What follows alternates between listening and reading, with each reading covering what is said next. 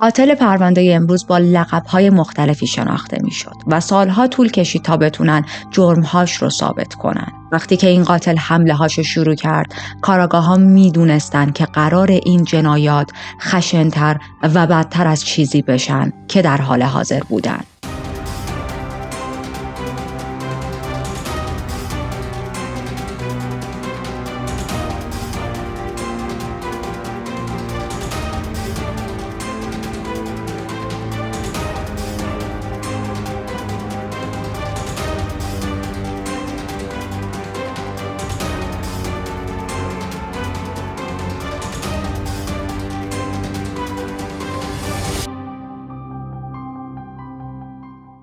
من ریتا هستم و توی این چنل پرونده های جنایی رو براتون تعریف میکنم. ما هر قسمت میریم سراغ یک پرونده واقعی جنایی و به تمام جزئیاتش با هم دیگه میپردازیم.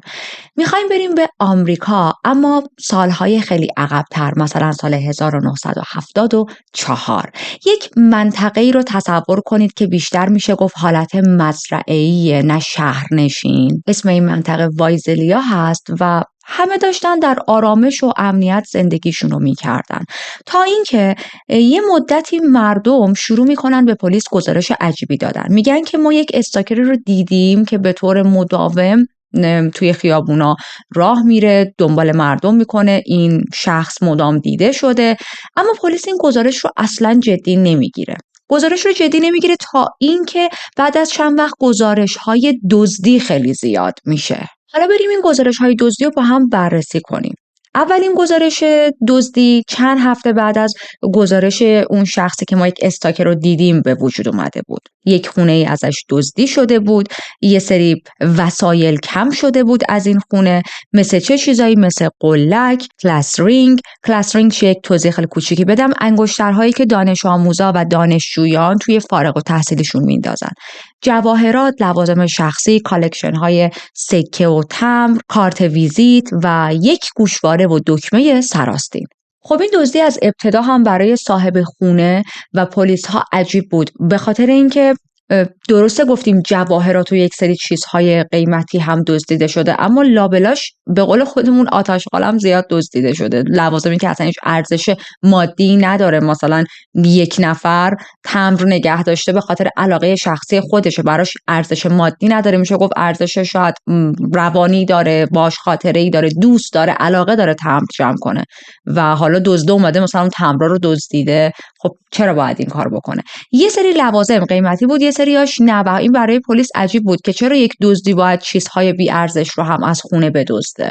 اما این دزدی ها بیشتر و بیشتر میشه. بعضی وقتا آیتم هایی که دزدیده شده بود نزدیک اون منطقه یا حتی توی خونه بعدی که ازش دزدی کرده بودن پیدا میشد. شخص دزد هر سلاحی که توی خونه بود رو هم میدزدید، از جمله تفنگ، چاقو و باتون. این باعث شد که کارآگاه‌ها احتمال بدن که این شخص دزد قراره دست به کارهای خشونت آمیزی بزنه، وگرنه برای چی باید یک نفر توی دزدی‌هاش تفنگ و چاقو و باتون رو هم بدزده؟ این دزد بیشتر وسایلی که مورد نیاز خودش بودن رو می‌دزدید، مثل لباس، چسب، غذاهای کنسرو شده، ظرف و دستگاه پخش موسیقی، و معمولاً اشیای با ارزش مثل پول رو کمتر می‌دزدید. در زمان نبود صاحبخونه‌ها وارد خونه میشد، دزدی می‌کرد، برای انتخاب کردن تارگت هفته‌ها توی یک محله میگشت، سرک می‌کشید و خب به خاطر این نوع دزدیش واقعاً ترس و وحشت توی مردم به وجود آورده بود. کارآگاه‌ها متوجه شدن که داخل همه خونه ها یک رد کفش وجود داره. این رد کفش ها زیر پنجره و در محوطه حیاط پشتی بودن. حالا این رد کفش ها چی رو داره به ما میگه؟ روش ورودش رو میگه که خیلی آروم و با صبر و حوصله بود. نشون میداد که این آدم بسیار با صبر وارد هر خونه ای میشه و دزدی‌هاش رو انجام میده. انگار عجله نداره. دیدید دزدها معمولاً سریع وارد میشن، چند تا چیز برمیدارن و به سرعت خارج میشن، اما این دزد هیچ عجله‌ای نداشت. انگار که این شخص دزدی نمی‌کنه برای برطرف کردن نیازها و مشکلات مالیش، بلکه میخواد یک نوع خاص از میل و نیازش رو برطرف کنه. نوع خاصی از میل و نیاز که هنوز کارآگاه‌ها نمیدونستن چیه. شخص دزد معمولاً از پنجره‌های باز وارد خونه‌ها میشد. بعضی وقتا هم سعی می‌کرد که از طریق درهای شیشه‌ای اسلایدی وارد شه، اگر که یک خونه چنین دری داشت. یه کار جالب و عجیب دیگه همین دزد میکرد. وقتی وارد خونه ها میشد برای خودش چند تا راه خروج درست میکرد، چند تا راه خروج باز میذاشت. مثلا پنجره ها رو تماما باز میذاشت، پرده ها رو همیشه میزد کنار تا اگر کسی میخواد وارد خونه بشه بتونه راحت فرار کنه. همینطور این کار باعث یک چیز دیگه هم میشد، باعث میشد که خیلی بهتر بتونه صداهای بیرون رو بشنوه. اگر صدای بوق ماشینه، اگر صدای آژیر ماشین پلیس، اگر صدای پاه، اینا رو همه رو بشنوه. حتی یه وقتا به خاطر بارکینگ سگ‌ها، واق واق کردن سگ‌ها، میفهمید که خب که یکی الان داره مثلا به این خونه نزدیک میشه و دیگه وقتشه که فلهنگو ببنده و در بره از خونه. بعد از باز کردن در و پنجره ها و کشیدن پرده ها شروع می کرد به باز کردن همه کشوها و کمدها و لوازم داخلشون رو می دزدید. لباسدیر زنا رو می دزدید و اون بخشی از لباسدیرها رو هم که نمیخواست برای خودش برداره به طور خاصی میچید و دسته‌بندی می کرد. عکس های داخل خونه رو از قاب عکس در می آورد و برای خودش برمی داشت. از لوشن هایی که توی خونه پیدا می کرد برای خودارضایی استفاده می کرد این شخص دزد و بعضی وقتها هم با خودش لوشن می آورد و همه جای خونه رو آغشته به لوشن می کرد، برمی داشت میریخت همه جای خونه. میبینید چقدر رفتار این دزد عجیبه. یکی از عجیب ترین رفتار رو توی پرونده هایی که ما بررسی کردیم و داخلشون دزدی بوده داره، از نظر من تا به امروز توی این چنل. گاهن به خونه ها آسیب های کوچیکی وارد میکرد، مثلا کتابا رو از قفسه مینداخت، روی فرش و مبلمان خونه مشروب میریخت و معمولا توی یک شب از چند تا خونه دزدی میکرد. توی 3 نوامبر 1974 12 تا مورد دزدی رو ثبت کرده بودن و نسبت داده بودن به این شخص مهاجم، به این شخص دزد، چون الگوهاش همه شبیه همین آدم بود. تعداد کمی شاهد وجود داشت که چهره اون رو دیده بودن، اما به هر حال همین تعداد کم هم اینطوری توصیفش کرده بودن که یک مرد سفید پوست جوونه، موهاش روشنه، قدش متوسطه، بدن قوی داره و یک چالی هم روی چونش وجود داره. شاهدا میگفتن که خیلی هیکلش فیت بوده، میتونسته به راحتی از دیوارها بره بالا، انگار آمادگی بدنی، آمادگی جسمانیش بالا بوده، انگار ورزشکار بوده. و چیزی که بیشتر مردم در مورد ظاهرش گفتن این بودش که صورتش بیبی فیس و چاقه، گردنش کلفته، یک شلوار جین و کتونی به تن داشت و این کتونی ها با رد کفش های صحنه جرم تطابق داشتن. سایز کتونی ها هم 9 بوده.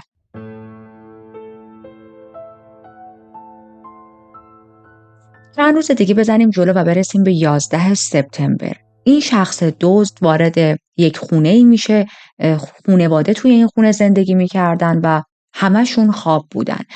کلاد اسم پدر این خانواده بوده که یک صداهای عجیبی میشنوه و بیدار میشه، از ترس بیدار میشه. چرا ترسیده بود؟ چرا با شنیدن این صداها نگران میشه؟ چون دقیقاً 7 ماه پیش یک نفری سعی داشته که از پنجره اتاق دخترش وارد خونه بشه، وارد اتاق دخترش بشه و خب نتونسته بوده این کارو کنه. دخترش خواب بوده، یه حالتی که انگار یه سر صدای کمی شنیده بوده و یه نگاه سنگینی رو روی خودش حس کرده بوده. چشمشو باز کرده، دیده یک غریبه‌ای پشت پنجره وایساده، فریاد زده و بعد از فریاد زدن دخترش اون شخص غریبه فرار کرده. خب این خیلی مموری بدی تو ذهن کلاد که پدر خانواده بود به وجود آورده بود و برای همین هم این بار که صدا میشنوه، سر صدا از داخل خونه، سریع بلند میشه بره چک کنه ببینه کیه، نکنه همون آدمیه که 7 ماه پیش دزدکی داشت دخترم رو نگاه میکرد. در اتاقش رو باز میکنه، میره میبینه در شیشه‌ای حیاط بازه و وقتی به طرف در میره متوجه میشه که یک مردی داره ازش دور میشه در حالی که دخترش رو گرفته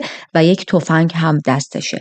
فریاد میزنه بهش، میگه وایسا، کجا داری میری، چی کار داری میکنی؟ اما این مرد 2 بار به کلاد شلیک میکنه و خب ما گفتیم نصف شب دیگه، همه جا سکوته و صدای این شلیک قشنگ توی محله میپیچه. خوشبختانه به خاطر سر صدای شلیک و داد و بیداد کلاد، این شخص غریبه، این شخص دزد نتونست دختر رو با خودش ببره و فرار میکنه. اون منطقه یک منطقه جنگلی بود، پشت خونه فرار میکنه، میره تو جنگل‌های اونجا. اما متاسفانه کلاد به خاطر شلیکی که بهش شده بود، تیری که خورده بود و زخم‌هایی که براش به وجود اومده بود، از دنیا میره. دختر کلاد خیلی شوکه بود، خیلی حالش بد بود و توی چندین ساعت اولیه اصلا نمیتونست با پلیس همکاری کنه، نمیتونست بگه چی شده. خب تصور کنید خواب بوده، یکی اومده میخواسته بدزدتش، بعدش در جریان درگیری پدرش با این شخص دزد پدرش تیر خورده و از دنیا رفته. خب اینا همه خیلی فشارهای عصبی و روانی به آدم وارد میکنه. برای همین نمیتونست اصلا با پلیس همکاری کنه و جزئیاتو بگه. پلیس یک راه عجیبی یا یک روش عجیبی رو امتحان میکنه، تصمیم میگیره که این دختر رو هیپنوتیزم کنن تا بتونه جزئیات مربوط به قتل پدرش رو به خاطر بیاره. این کار رو هم میکنن و اتفاقا در کمال تعجب جواب میده. دلیلی که من اسم رو ندارم و میگم این دختر به خاطر اینکه خب اسمش رو توی منابع ذکر نکردن. این دختر خاطرش میاد چه اتفاقی اون شب افتاده. میگه که یک صدایی از پشت پنجره اتاقم شنیدم، وقتی بیرون رو چک کردم نتونستم چیزی ببینم چون خیلی هوا تاریک بود. یادم میاد که از شدت فشار روی بالا تنم از خواب پریدم و دیدم که یک مردی روی بدنم افتاده، یک مردی رو بدنم نشسته. این مرد دستش روی بینی و دهنم گذاشته بود و شروع کرد منو تهدید کردن که اگر جیغ بکشی با چاقو تیکه تیکت میکنم. دختر ساکت میشه، مرد دستشو از روی صورتش بر میداره و بهش میگه خیلی آروم و بی صدا با من میای. این دختر و آقا بلند میشن، اون آقا تفنگش رو در میاره، به دختر نشون میده، میگه ببین من تفنگ دارم، بهت دروغ نگفتم، خیلی راحت میتونم بکشمت. بعد بازوی دختر رو میگیره، داشتونو با خودش میکشید میبرد. دختر ازش خیلی آروم میپرسه که چرا داری این کارو میکنی، کجا داری منو میبری، ولی اون مرد هیچ جوابی بهش نداد. دختر شروع میکنه به گریه کردن، سعی میکرد مقاومت کنه چون میدونست که اگر از در خونه خارج شه اتفاقات خیلی بدی براش میفته، اما خب زورش هم نمیرسید به این مرد. این آقا وقتی میبینه که دختر مقاومت میکنه و نمیخواد از در خونه خارج شه، تهدیدش میکنه که اگر با من نیای برمیگردم و به خانواده‌ات آسیب میزنم. دختر متوجه شد که این شخص دزد در پشتی رو باز گذاشته، برای همین پاهاشو به فرش چسبونده بود و یه حالتی بود که نمیذاشت این مرد اونو با خودش بکشه و ببره. همین کارش باعث سر صدا شد و پدرش رو بیدار کرد. چون سر صدا به وجود اومده بود، اون مرد با عصبانیت دختر رو هل داد داخل حیاط، بازوی دختر رو محکم گرفته بود و میخواست تلاش کنه بره سمت جایی که ماشین خانوادگیشون پارک شده. که همون موقع پدر این دختر میاد، برای یک لحظه، یکی دو ثانیه همه بی حرکت میشن و بعد ادامه ماجرا که پدر دختر میره جلو، فریاد میزنه، اون شخص مهاجم، شخص دزد بهش شلیک میکنه و فرار میکنه. اما همه اینایی که براتون تعریف کردم خیلی سریع اتفاق افتاد. تفنگی که کلاد باهاش به قتل رسیده بود، یکی از تفنگ‌هایی بود که این شخص دزد که حالا از این به بعد چون کلاد رو به قتل رسونده و تبدیل شده به یک شخص قاتل، 2 هفته پیش توی یکی از دزدیاش از خونه یک خانومی دزدیده بود.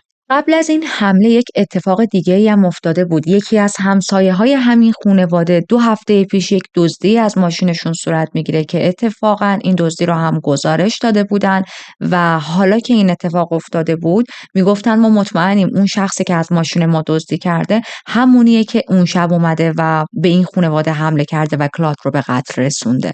بعد از قتل کلاد دیگه الان حمله ها فقط در حد دزدی کردن و وارد خونه و ماشین دیگران نبود و شخص دزد تبدیل شده بود به قاتل، پس وضعیت خیلی خطرناکتر بود. برای همین پلیس یه کاری میکنه، تعداد پلیس های بیشتری رو، نیروی بیشتری رو توی خیابون ها میذاره تا نگهبانی بدن. اما با این حال همچنان جنایت ها ادامه داشت. یه چند روز دیگه ما بزنیم جلو بعد از حادثه به قتل رسیدن کلاد و توی یکی از همین شبایی که یه نیروی پلیس داشت نگهبانی میداد، متوجه میشه که یک شخصی انگار به زور داره سعی میکنه در یک گاراژی رو باز کنه. رفتار این شخص حالتی نبود که انگار صاحب خونه است و به دل این پلیس بد میفته که نکنه این دزده، نکنه همون دزدیه که ما دنبالشیم. چرا قوهشو میندازه روی این آدم، بهش میگه که آقا داری چیکار میکنی، برگرد. و به محض اینکه این حرفو میزنه، اون شخص غریبه برمیگرده، پلیس رو نگاه میکنه و میگه او مای گاد. وقتی که برمیگرده پلیس میبینه این شخص یک ماسکی روی صورتش زده بود. این ماسک حالت شکل ماسک اسکی بود، یه همچین چیزی، یعنی نتونست چهره این شخص رو ببینه و پا میذاره به فرار. پلیس دنبالش میکنه، اینم در حال دویدن بود و خیلی زیگزاگ میدوید، صاف فرار نمیکرد.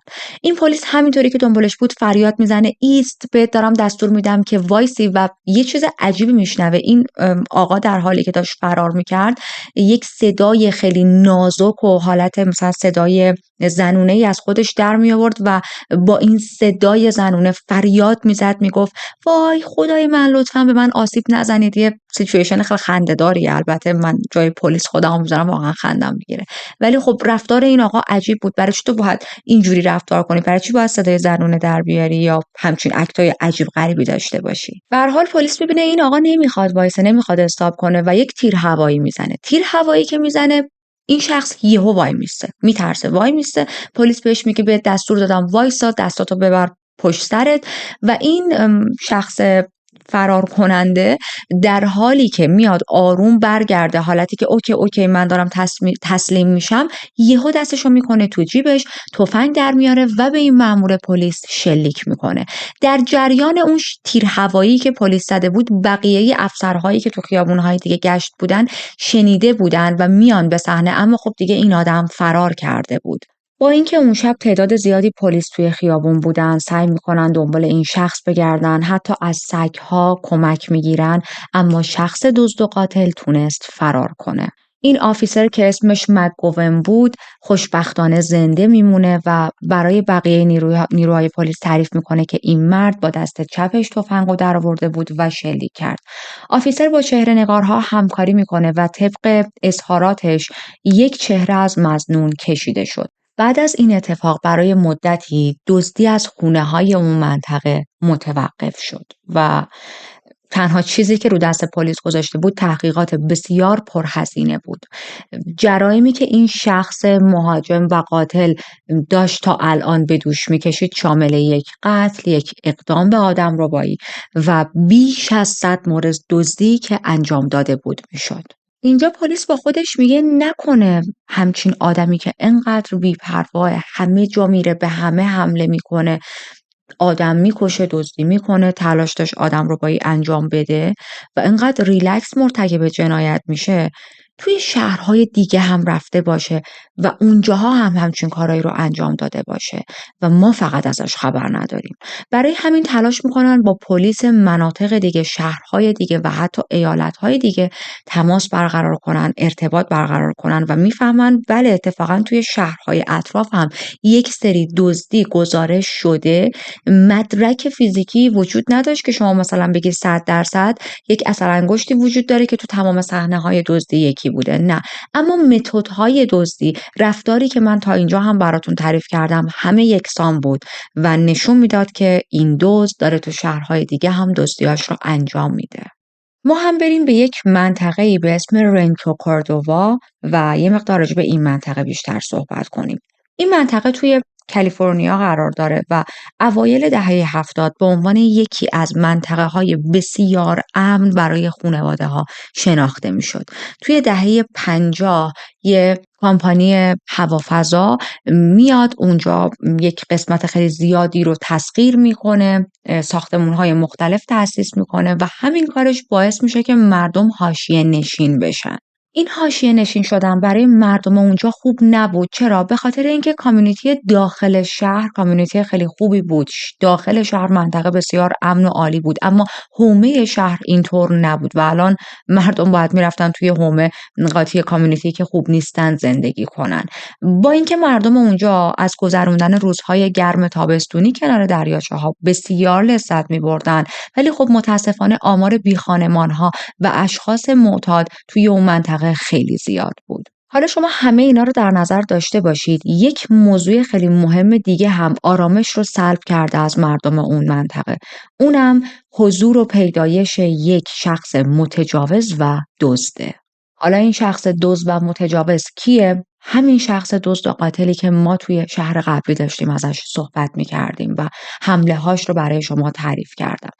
پلیس ها معتقد بودن که این منطقه خونه این شخص دزد، یعنی اصلا اینجا زندگی میکنه و شاید محل زندگی و کارش هم همینجاست، برای همین انقدر راحت بین مردم داره راه میره، وارد خونه هاشون میشه و تجاوز رو هم آغاز کرده بهشون.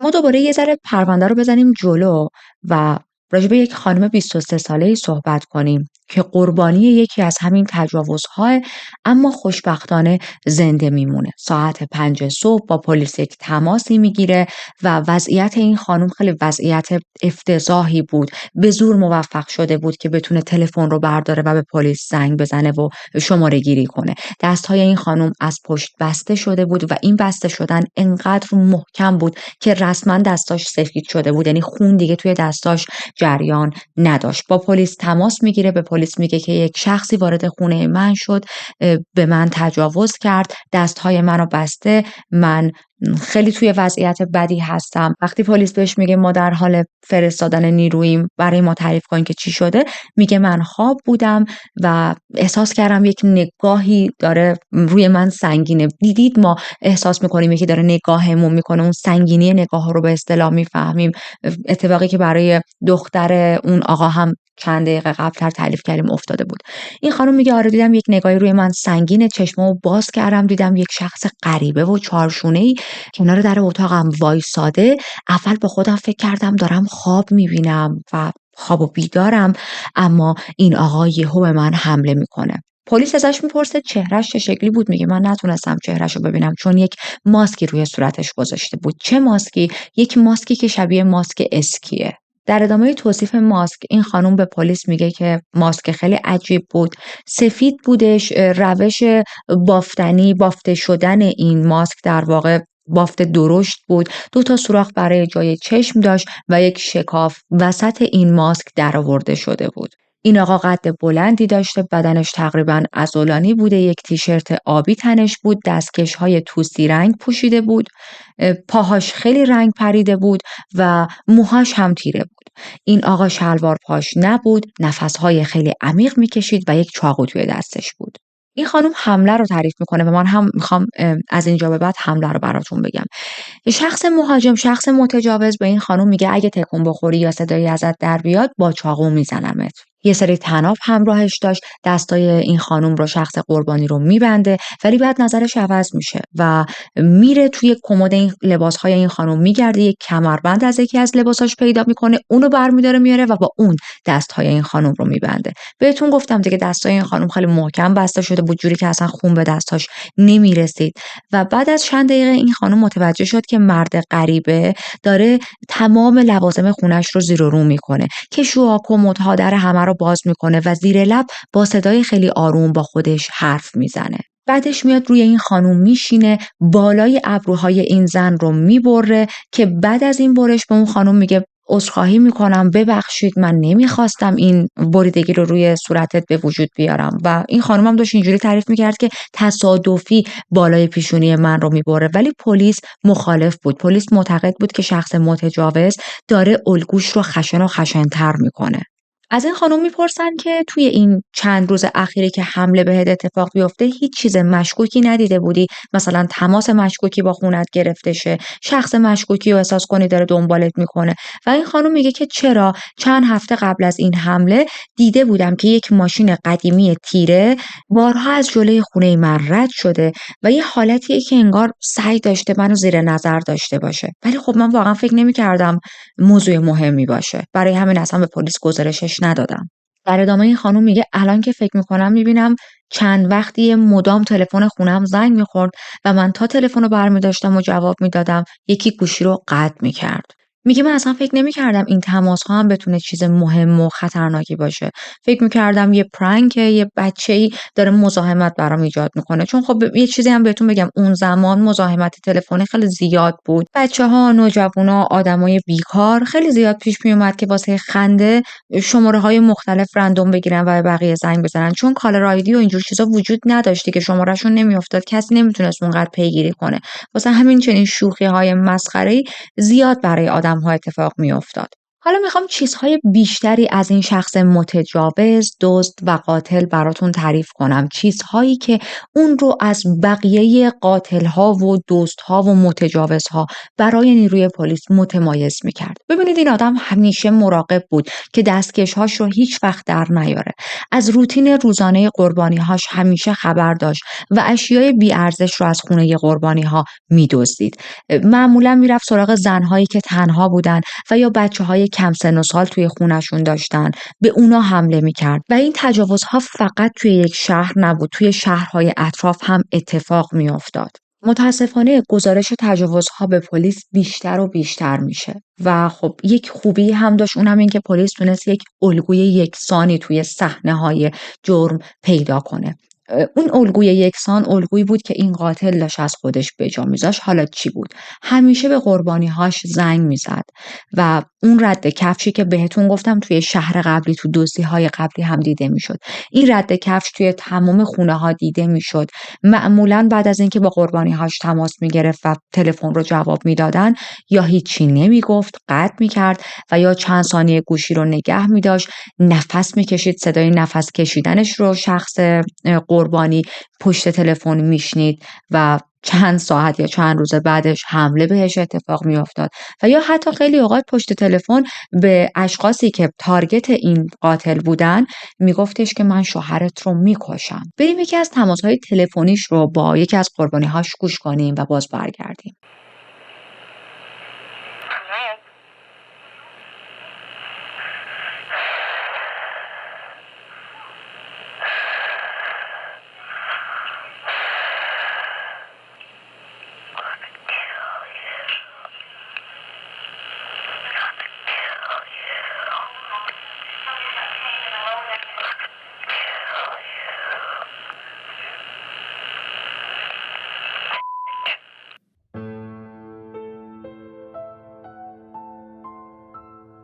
تا سال 76 تعداد قربانی‌های این قاتل به 10 نفر رسیده بود. یکی از این قربانی‌ها خانمی بود به نام جین کارسن.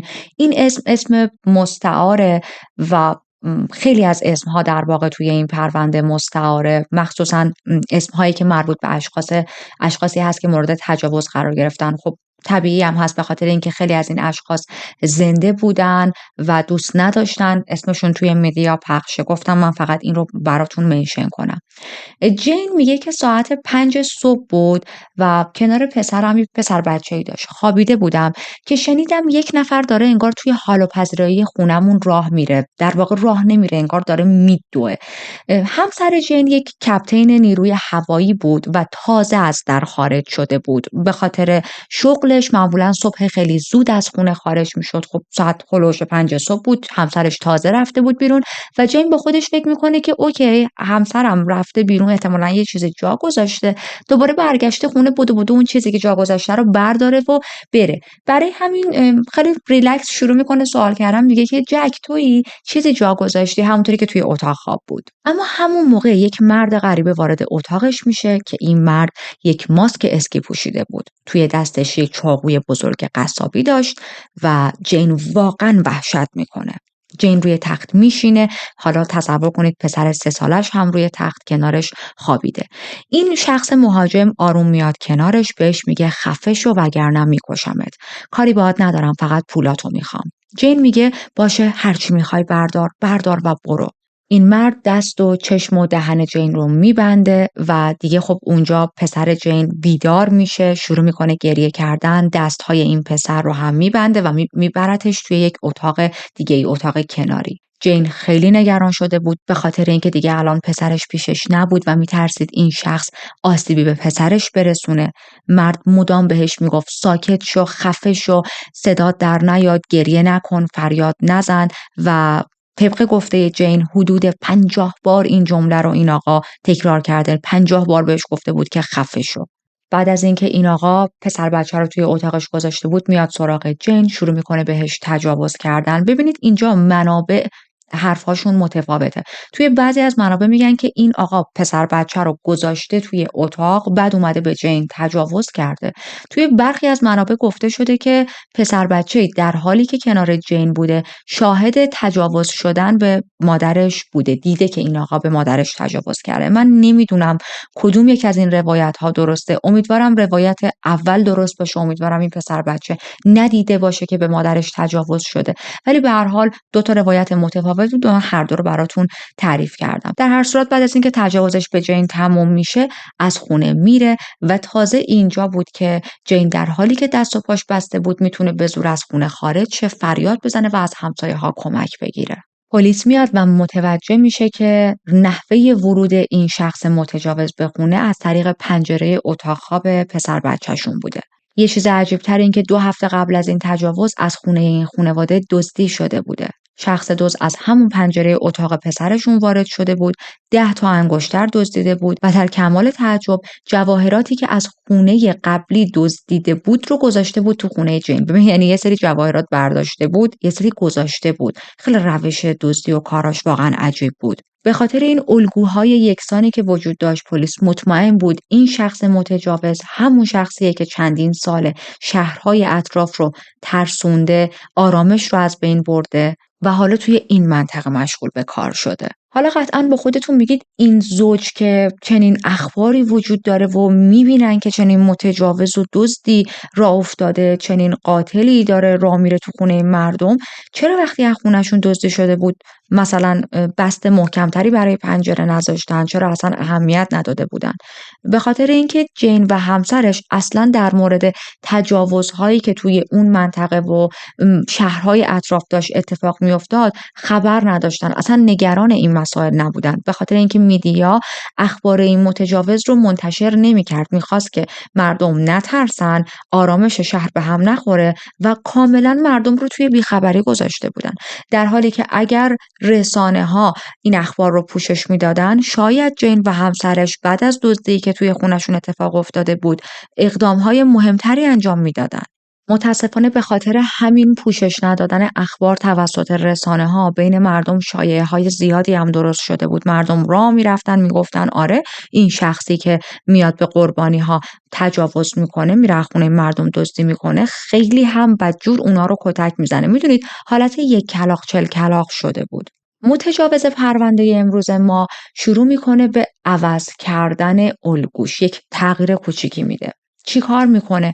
محله‌های مرفه نشین رو تارگت قرار میده و توی یکی از همین محله‌های مرفه نشین توی یک شب 2 بار مرتکب جرم شد. یکی از قربانی‌هاش یک خانومی بود که شغلش خانه‌داری بود. تقریبا ببینید لوکیشنی که الان ما داخلش هستیم حومه شهر حساب میشه، اما خب میگم همه خیلی داخلش پول دارن و وضعیت مالیشون عالیه. اتفاقی که برای این خانم افتاده بود مثل خیلی از اتفاقهای قبلی یکسان بود. توی شب به این خانم حمله شده بود، بهش تجاوز شده بود، یه سری از اشیا توی خونش کم شده بود و اشیای جدیدی وارد خونش گذاشته شده بود.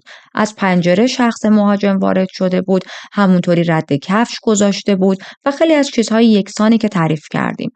پلیس با خودش فکر میکرد که شخص متجاوز و قاتل برای جلب توجه بیشتر محله‌های بهتر رو تارگت قرار داده. کلاً هم توی دهه 70 میزان جرم و جنایت توی کالیفرنیا خیلی زیاد شده بود، جوری که تمام کاراگاه‌ها و پلیس‌ها که توی دهه 70 مشغول به کار بودن از اون دهه به عنوان دهه تاریک نام می‌بردن.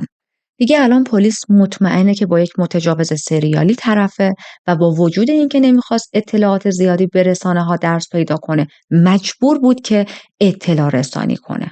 دلیل اصلی که پلیس نمیخواست اطلاعات زیادی به رسانه‌ها بده واسه این بودش که میترسید این شخص متجاوز اخبار رو بشنوه، بفهمه که پلیس متوجه شده اون توی اون منطقه است و از اون منطقه فرار کنه. هرچند که خب حالا مگه پلیس مناطق دیگه که اخبار رو پخش کرده بودن یا نکرده بودن حتی تونسته بودن این شخص رو دستگیر کنن که حالا شماها از این میترسید. به هر حال توی همین تحقیقات پلیس بود که 3 تا تجاوز دیگه به خانم‌های دیگه، به زن‌های دیگه اتفاق میفته. پلیس چند نفر رو دستگیر میکنه، مظنون میشن، اما خب اصلا این اشخاص پروفایل‌های جنایی نداشتن و اگر هم دزد بودن یا حتی متجاوز بودن کلاً امضای کار و الگوشون فرق میکرد. اما حالا یه چیز بدتر میخوام در رابطه با حمله های این شخص متجاوز و قاتل بهتون بگم. روشش رو یک مقدار خشن‌تر کرده، روشش رو یک مقدار عوض کرده. یادتونه گفتیم رو بدن یکی از قربانی ها در واقع روی پیشونیش یک خراشی ایجاد کرده بود و به شخص قربانی گفته بود که ببخشید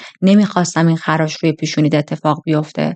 حالا الان توی تجاوزهای آخرش آسیب‌های فیزیکی جدی‌تری داشت به قربانی‌هاش وارد می‌کرد. مثلا روی بازوی یکی از قربانی‌ها خراش خیلی عمیقی ایجاد کرده بود، جوری که خونریزی شدیدی داشت این خانم و پلیس داشت میدید که رسما علنا روش این شخص متجاوز داره خشن و خشن‌تر میشه. از نظر پلیس داشت روشش رو خشن‌تر می‌کرد به خاطر اینکه خب طبیعتا قربانی‌ها بیشتر درد می‌کشیدن و این آدم از دیدن درد کشیدن اونها لذت می‌برد. حتی مدل تهدید کردنش هم تغییر کرده بود. توی پرونده‌های قبلی، توی حمله‌های قبلی مثلا برمیگشت به طرف میگفت من اومدم یه ذره از خونت دزدی کنم و کاری باهات ندارم.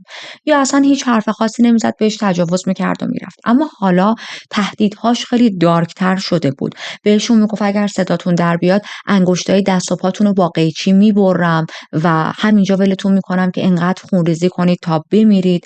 یا حتی خیلی وقتها به قربانی‌ها حمله میکرد، روشون میشست در حالی که یک چاقو دستش بود، چاقو رو میبرد بالا کنارشون میکوبید که قربانی حالت عذاب روانی، شکنجه بهش دست بده و فکر کنه که این چاقو داره تو قلبش، تو مثلا قفسه سینه خودش فرود میاد، ولی خب در واقع کنارشون این چاقو رو فرو میکرد توی مبل. خب همه این کارش به خاطر این بود که عذاب روانی بده به قربانی‌هاش. کار عجیب دیگه ای که میکرد و اون هم جزء عذاب روانی بود این بودش که اسم و مشخصات قربانی‌ها رو کامل بهشون میگفت تو اسمت اینه، فامیلیت اینه، فلان سالته، مثلا توی فلان دانشگاه داری درس میخونی، فلان سر کار می فلان شرکت کار میکنی، یا حتی اطلاعات همسر یا بعضی وقتها اعضای خانواده قربانی‌ها رو بهشون میداد. خب این خیلی ترسناکه دیگه. قربانی‌ها فکر می‌کردن شخص متجاوز یکی از اطرافیان و آشنایانشونه، اما خب نمیشه که این آدم با تمام مردم شهر فامیل و آشنا باشه. حتی بعضی وقتا بعد از تجاوزهایی که میکرد میرفت از اتاق خارج میشد، چندین دقیقه یا چندین ساعت از خارج شدنش به خیال قربانی گذشته بود. شخص قربانی بلند میشد که خودشو نجات بده، این شخص مهاجم قشنگ سایکوپت بود، یهو از پشت دیوار میومد بیرون، یه صدایی در می آورد و قربانی رو میترسوند. میدونی قربانی فکر میکرد که این تجاوزش رو کرده و رفته، در حالیه که این شخص دیوانه مریض پشت دیوار قایم شده تا بیاد بعد از چند دقیقه یا چند ساعت قربانی رو بترسونه. توی حمله‌هاش داخل این شهر هم توصیف‌های یکسان بود. همه گفته بودن که این شخص قاتل متجاوز سفید پوسته، قدش بلنده، در اواخر نوجوانی یا اوایل دهه 20 سالگیشه، بدنش تقریباً عضلانیه، همیشه با صدای آروم حرف میزنه و آلت تناسلی خیلی کوچیکی هم داره. مدل صحبتش خیلی تند بود، تند حرف میزد، ولی کارهاش رو در کمال آرامش و خیلی ریلکس انجام میداد. روی تلویزیون و چراغ خواب حوله مینداخت، نورپردازی خونه براش مهم بود. اگر نور توی خونه زیاد بود اذیت میشد و نیازهای جنسی خاصی داشت. حالا وقتی میگم نیازهای جنسی خاص یعنی چی؟ میدونم که ما داریم از تجاوز صحبت میکنیم، اما الگوی تجاوزش خیلی عجیب بود. مثلا اینکه چندین بار گاهی توی تعداد مختلف به قربانی ها تجاوز میکرد و هی دستاشون رو مدل های مختلف میبست، پوزیشن هاشون رو عوض میکرد و هر بار تلاش میکرد که از متریال های مختلفی استفاده کنه. خیلی وقتها با اشیا به قربانی ها تجاوز میکرد. هیچ وقت قربانی ها رو نوازش جنسی نمیکرد و موقع تجاوز از قربانی ها سوال های مختلف میپرسید. مثال میزنم براتون. مثلا اون موقعی که داشت به جین تجاوز میکرد، در حین تجاوز بهش میگفت با کپتینم همین جوری سکس میکردی، اونم همینطوری با تو سکس میکرد، اونم همین کارا رو واسط انجام میداد. همسر جین رو میگفت. یا مثلا بهش میگفتش که باید به من محبت کنی، وقتی که من دارم به تجاوز میکنم باید نازم کنی، قربون صدقم بری، بوسم کنی و خب دیسکاستینگه. میدونین یکی داره به شما تجاوز میکنه و ازت همچین خواسته هایی هم داره و متاسفانه اگر شخص قربانی دستورات این آدم رو گوش نمیداد، چاقوش رو از کنارش در می آورد و تهدیدش میکرد که یه بلایی با این چاقو سرت میارم. چیزی که در رابطه با این دیتیلز برای پلیس خیلی جالب بود این بودش که چرا این شخص قاتل و متجاوز تلاش داره این همه دیتیلز در رابطه با قربانی‌هاش به دست بیاره. میدونید یه حالتی که انگار خونه هر کسی که میخواست بره تا ازش دزدی کنه و بهش تجاوز کنه، هفته‌ها قبلش راجبش کلی تحقیق میکرد که جزئیات زیادی داشته باشه و با این جزئیات بتونه قربانیش رو بترسونه. بعد از این تجاوز 500 نفر از مردم داخل اون شهر به خاطر حمله‌های پی در پی این شخص قاتل توی تالار شهر جمع شدن، خواستار برقراری آرامش بودن، خواستار این بودن که این شخص باید دستگیر شه. جمعیت این آدما زیاد بود، اخبارش خیلی پخش میشه، روزنامه‌های فردا در واقع تمام مقاله‌هایی که چاپ کرده بودن در رابطه با این موضوع بود. اما خب متاسفانه کارآگاه‌ها هیچ اطلاعات کافی خودشون هم نداشتن که بتونن جواب سوال‌های مردم رو بدن در رابطه با این شخص متجاوز. فقط به مردم میگن لطفاً هوشیار باشید، حواستون به خونه هاتون باشه، تا اونجایی که میتونید پارتنرتون رو اگر که آقا هستید تنها نذارید، در خونه ها رو سعی کنید ببندید، یه چیزی پشت در و پنجره ها بذارید. میدونید اون حضور 500 نفره مردم توی تالار شهر برای پلیس خیلی شوکه کننده بود، چون که پلیس واقعا انتظار نداشت همچین تجمعی صورت بگیره. ولی خب مردم واقعا ترسیده بودن. چند وقت بعد یک روزنامه محلی میاد یک مقاله خیلی مهمی چاپ میکنه، میبینه نیروی پلیس که اصلا گوجه فرنگیه، هیچ کاری نمیتونه بکنه. خب ما خودمون برای خانم ها اطلاع رسانی کنیم.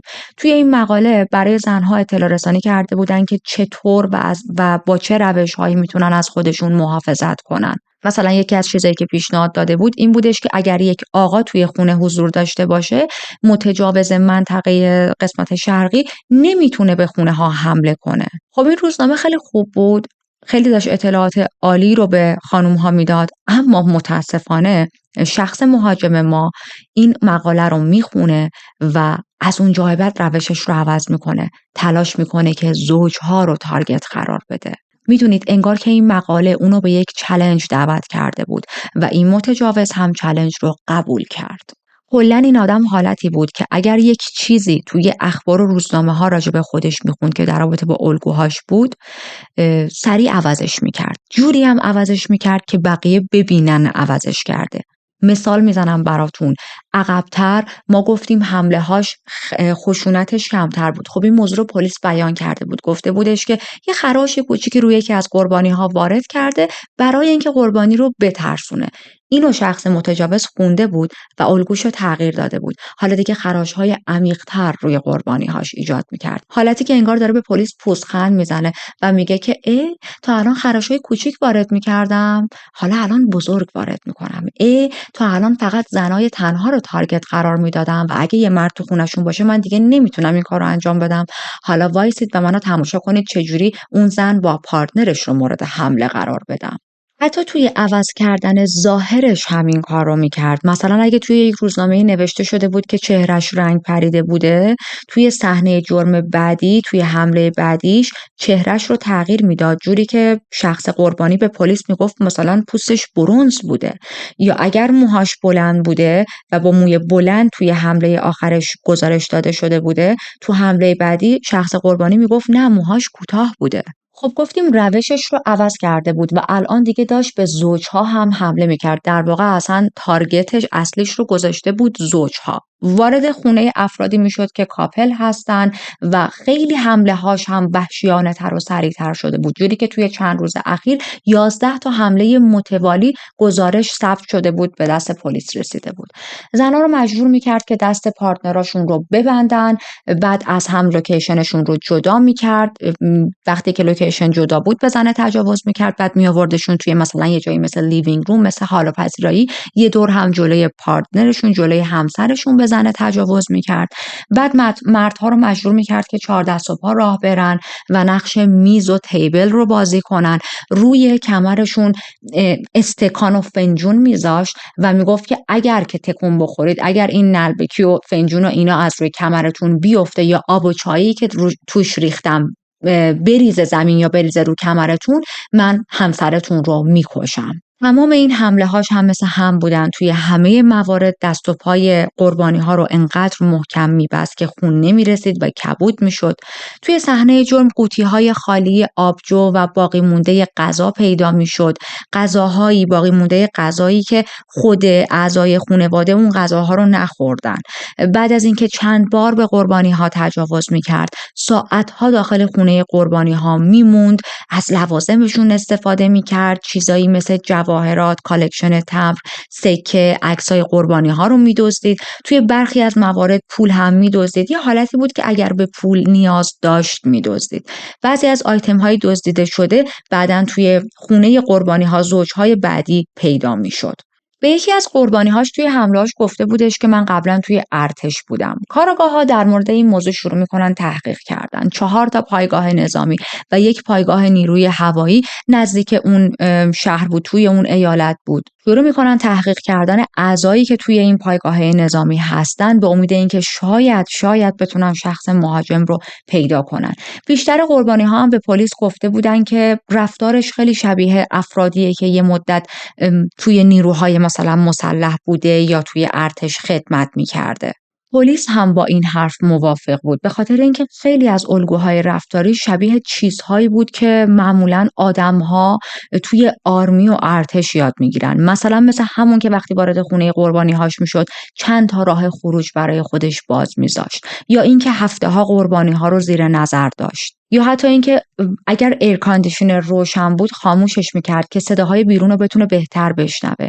ترجیح میداد سلاحش چاقو باشه چون میدونست چیزی مثل اسلحه ممکنه صدای خیلی زیادی رو ایجاد کنه و همینطور اینکه خیلی خوب بلد بود طناب‌ها رو گره بزنه، گره هایی که معمولاً توی ارتش به آدم‌ها یاد میدادن. حتی اون روشی که گفتم قربانی‌های مرد رو مجبور می‌کرد که نقش میز رو بازی کنن و روی کمرشون مثلا ظرف‌های مختلف میذاشت، میگفت اگه تکون بخورید بیفته زمین بشکنه، من به همسرتون تجاوز میکنم یا همسرتون رو میکشم. این روشی بود که توی جنگ ویتنام استفاده میشد و خب خیلی برای مردم ترسناک بود. بعضیا فکر میکردن شخص متجاوز خودش عضو نیروی پلیس، برای همین همیشه یک قدم از پلیس جلوتره.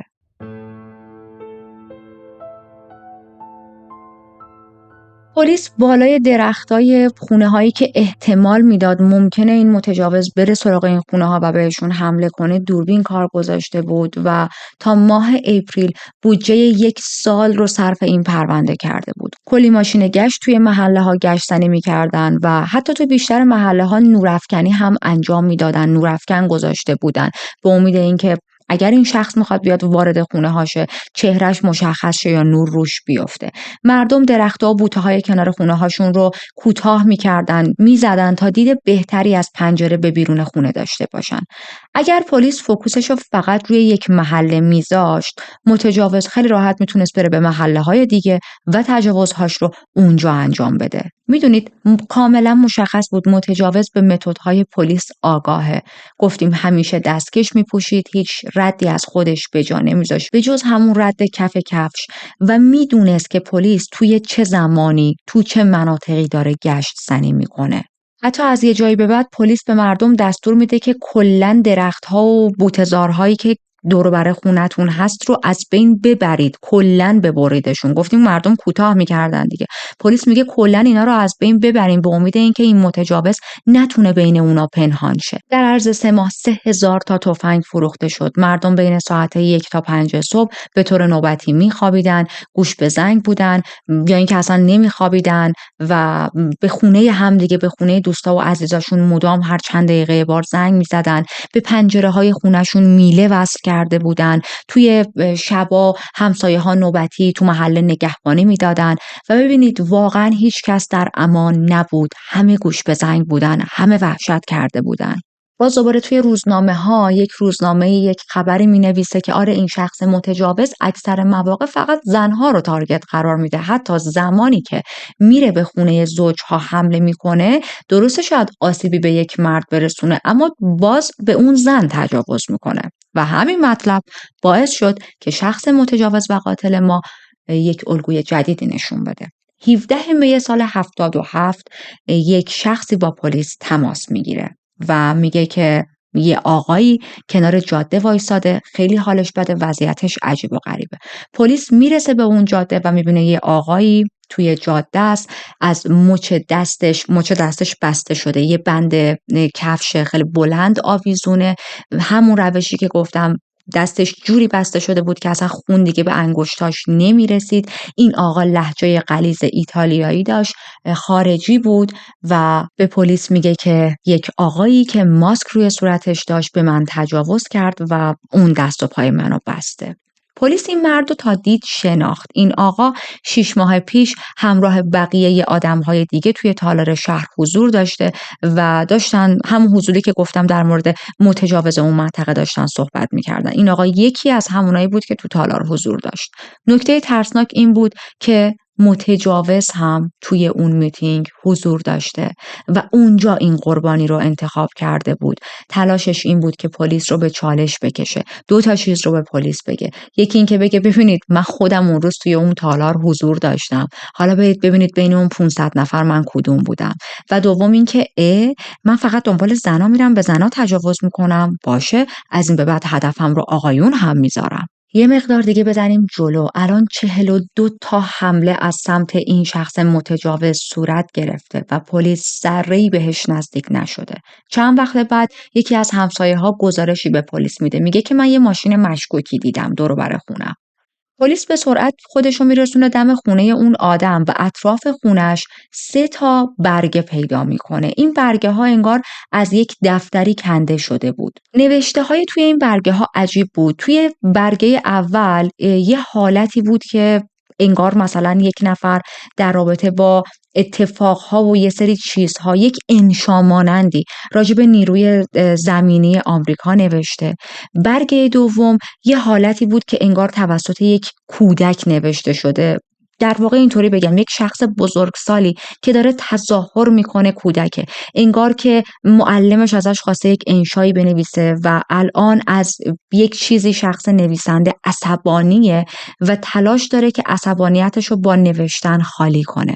آخر نوشته های این صفحه شخص نویسنده ذکر کرده بود که من خیلی عصبانیم. عصبانیت بهترین کلمه برای توصیف حال الانمه. این نوشته ها رو میبرم برای یه سری از متخصصین و با اینکه هیچ چیز خاصی توی این برگه ها وجود نداشت که این نوشته ها رو مرتبط کنه به متجاوز اون منطقه، ولی فرضیه پلیس این بود کار همین آدمه. متخصصین وقتی این نوشته ها رو بررسی میکنن میگن این آدم احتمالاً توی زمان نوجوانی یا حالا کودکیش یک معلمی داشته که اصلاً این معلم رو دوست نداشته، خیلی وقتها مجبورش میکرده مثلا انشاهایی بنویسه، مشقهایی بنویسه که از نوشتنشون لذت نمیبرده و الان داره اینها رو، یعنی الان توی نوشته ها داره به اون دوران اشاره میکنه. این متخصص به پلیس پیشنهاد میده که میتونید برید سراغ معلم هایی که توی این مناطق دارن کار میکنن و راجع به دانش آموزاشون ازشون سوال بپرسید. ولی خب یه جورایی این کار محالیه. اول از همه این که یک عالم معلم توی اون منطقه ها وجود داره. دوم این که کدوم معلم بتونه بگه کدوم دانش آموز من ممکنه الان تبدیل شده باشه به یک قاتل و متجاوز سریالی. گفتیم 3 برگه بود دیگه. آخرین برگه ای هم که پیدا شد یک نقاشی از نقشه محله بود و یک کلمه ای نوشته شده بود روی این نقشه، کلمه پانیشمنت به معنای مجازات. پلیس نتونست متوجه بشه که نقشه مال کدوم محله بوده، ولی شخص نقاش توی کشیدن نقشه و معماری ماهر بوده. پلیس به دنبال افرادی میگرده که توی پروژه های امنیتی تو محله دارن کار میکنن یا نقشه کش هستن یا حتی اگر معمارن یا به خاطر کارشون مدت زیادی، زمان زیادی رو توی اون محله ها گذروندن و خیلی خوب همه جا رو میشناسن، اما خب باز هم به چیزی نمیرسن. نکته نگران کننده این بود که بیشتر خونه هایی که این متجاوز بهشون حمله کرده بود دقیقاً توی همین نقشه نشون داده شده بود. چند شب بریم جلو، بریم سراغ یک زوجی به نام برایان و همسرش کیتی. این زوج خیلی خوشحال بودن، اون شب داشتن همراه با سگشون توی خیابون راه میرفتن. برایان ارتقای شغلی گرفته بود، توی نیروی هوایی کار میکرد و قرار بودش که به زودی به آلمان فرستاده شه. خب موفقیت بزرگی بود براش و میخواست با همسرش کیتی اون شب رو راجبش صحبت کنن و جشن بگیرن. خیلی خوشحال در کمال آرامش و امنیت در حال راه رفتن بودن که دور و بر ساعت 9 شب میبینن یک آقایی اون اطراف داره پرسه میزنه. یه ذره رفتارش مشکوکه.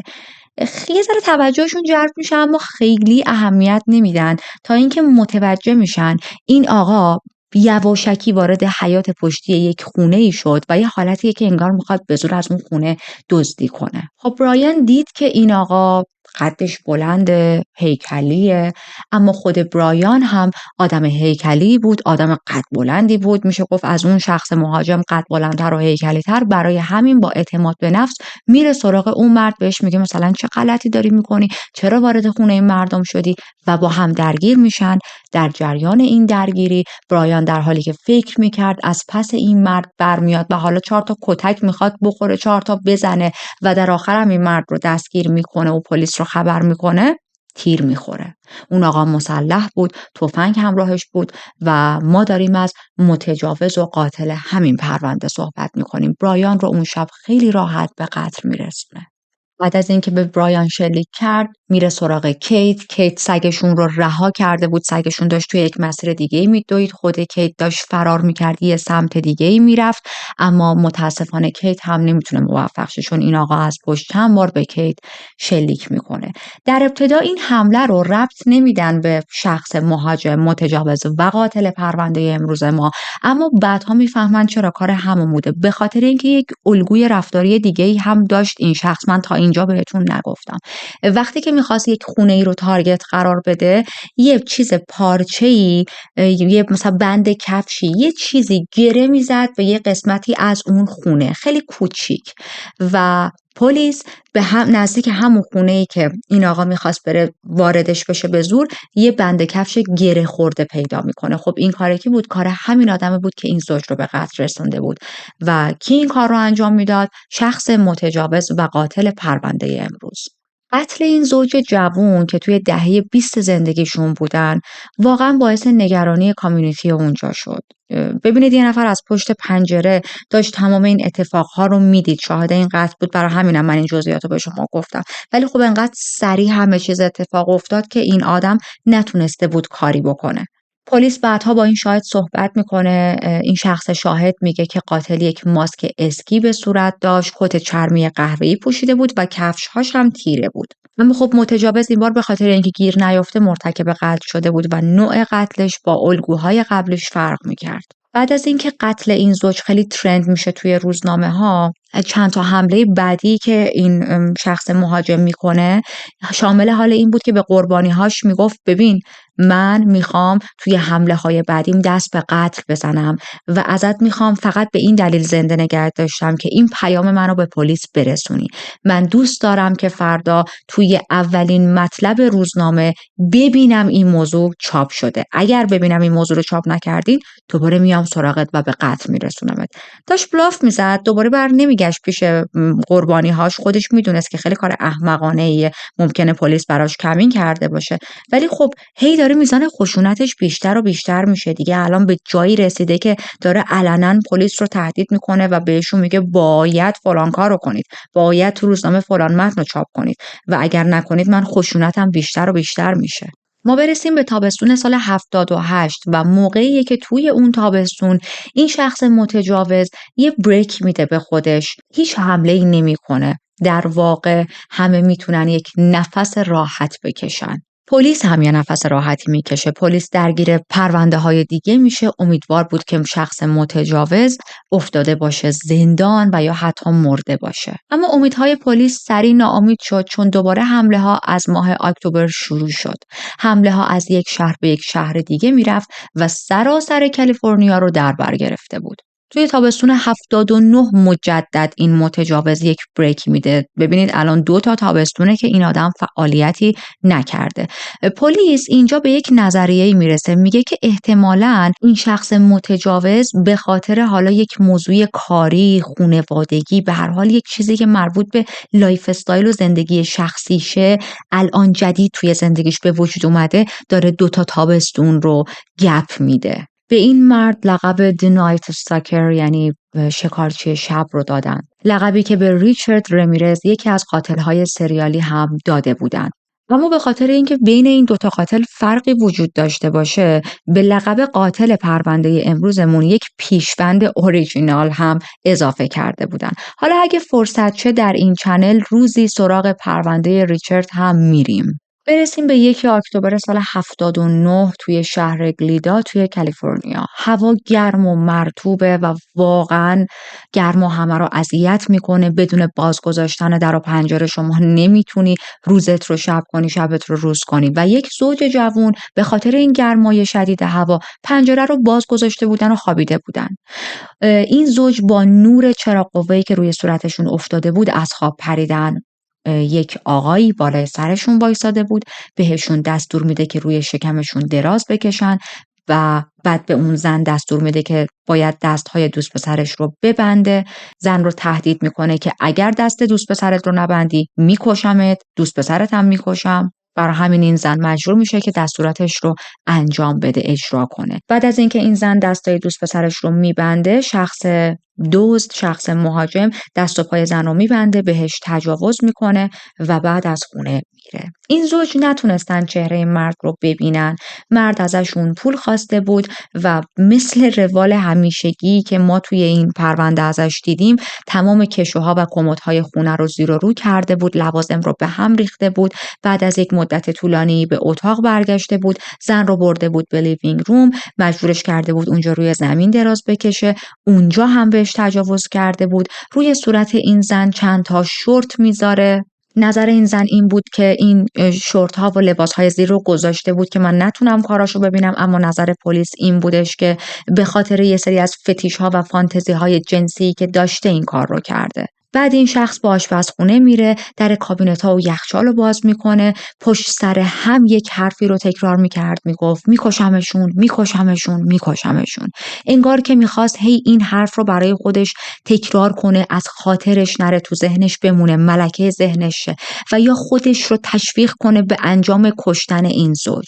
وقتی داشت آشپزخونه رو زیر و رو میکرد، زن موفق شد که یک مقدار دستش رو آزاد کنه، از خونه بره بیرون، شروع کنه جیغ کشیدن، همسایه ها رو خبر کنه و همین کارش باعث میشه که این شخص از خونهشون فرار کنه. همسایه ها میان، بقیه دست و پای این زن رو باز میکنن، دست و پای دوست پسرش رو باز میکنن و متوجه میشن که این شخص مهاجم از یکی از پنجره ها فرار کرده. کنار پنجره یک درخت پرتقالی بود و شاخ و برگ و یه سری از پرتقالاش افتاده بود زمین. معلوم بود که 100% شخص مهاجم از همونجا فرار کرده.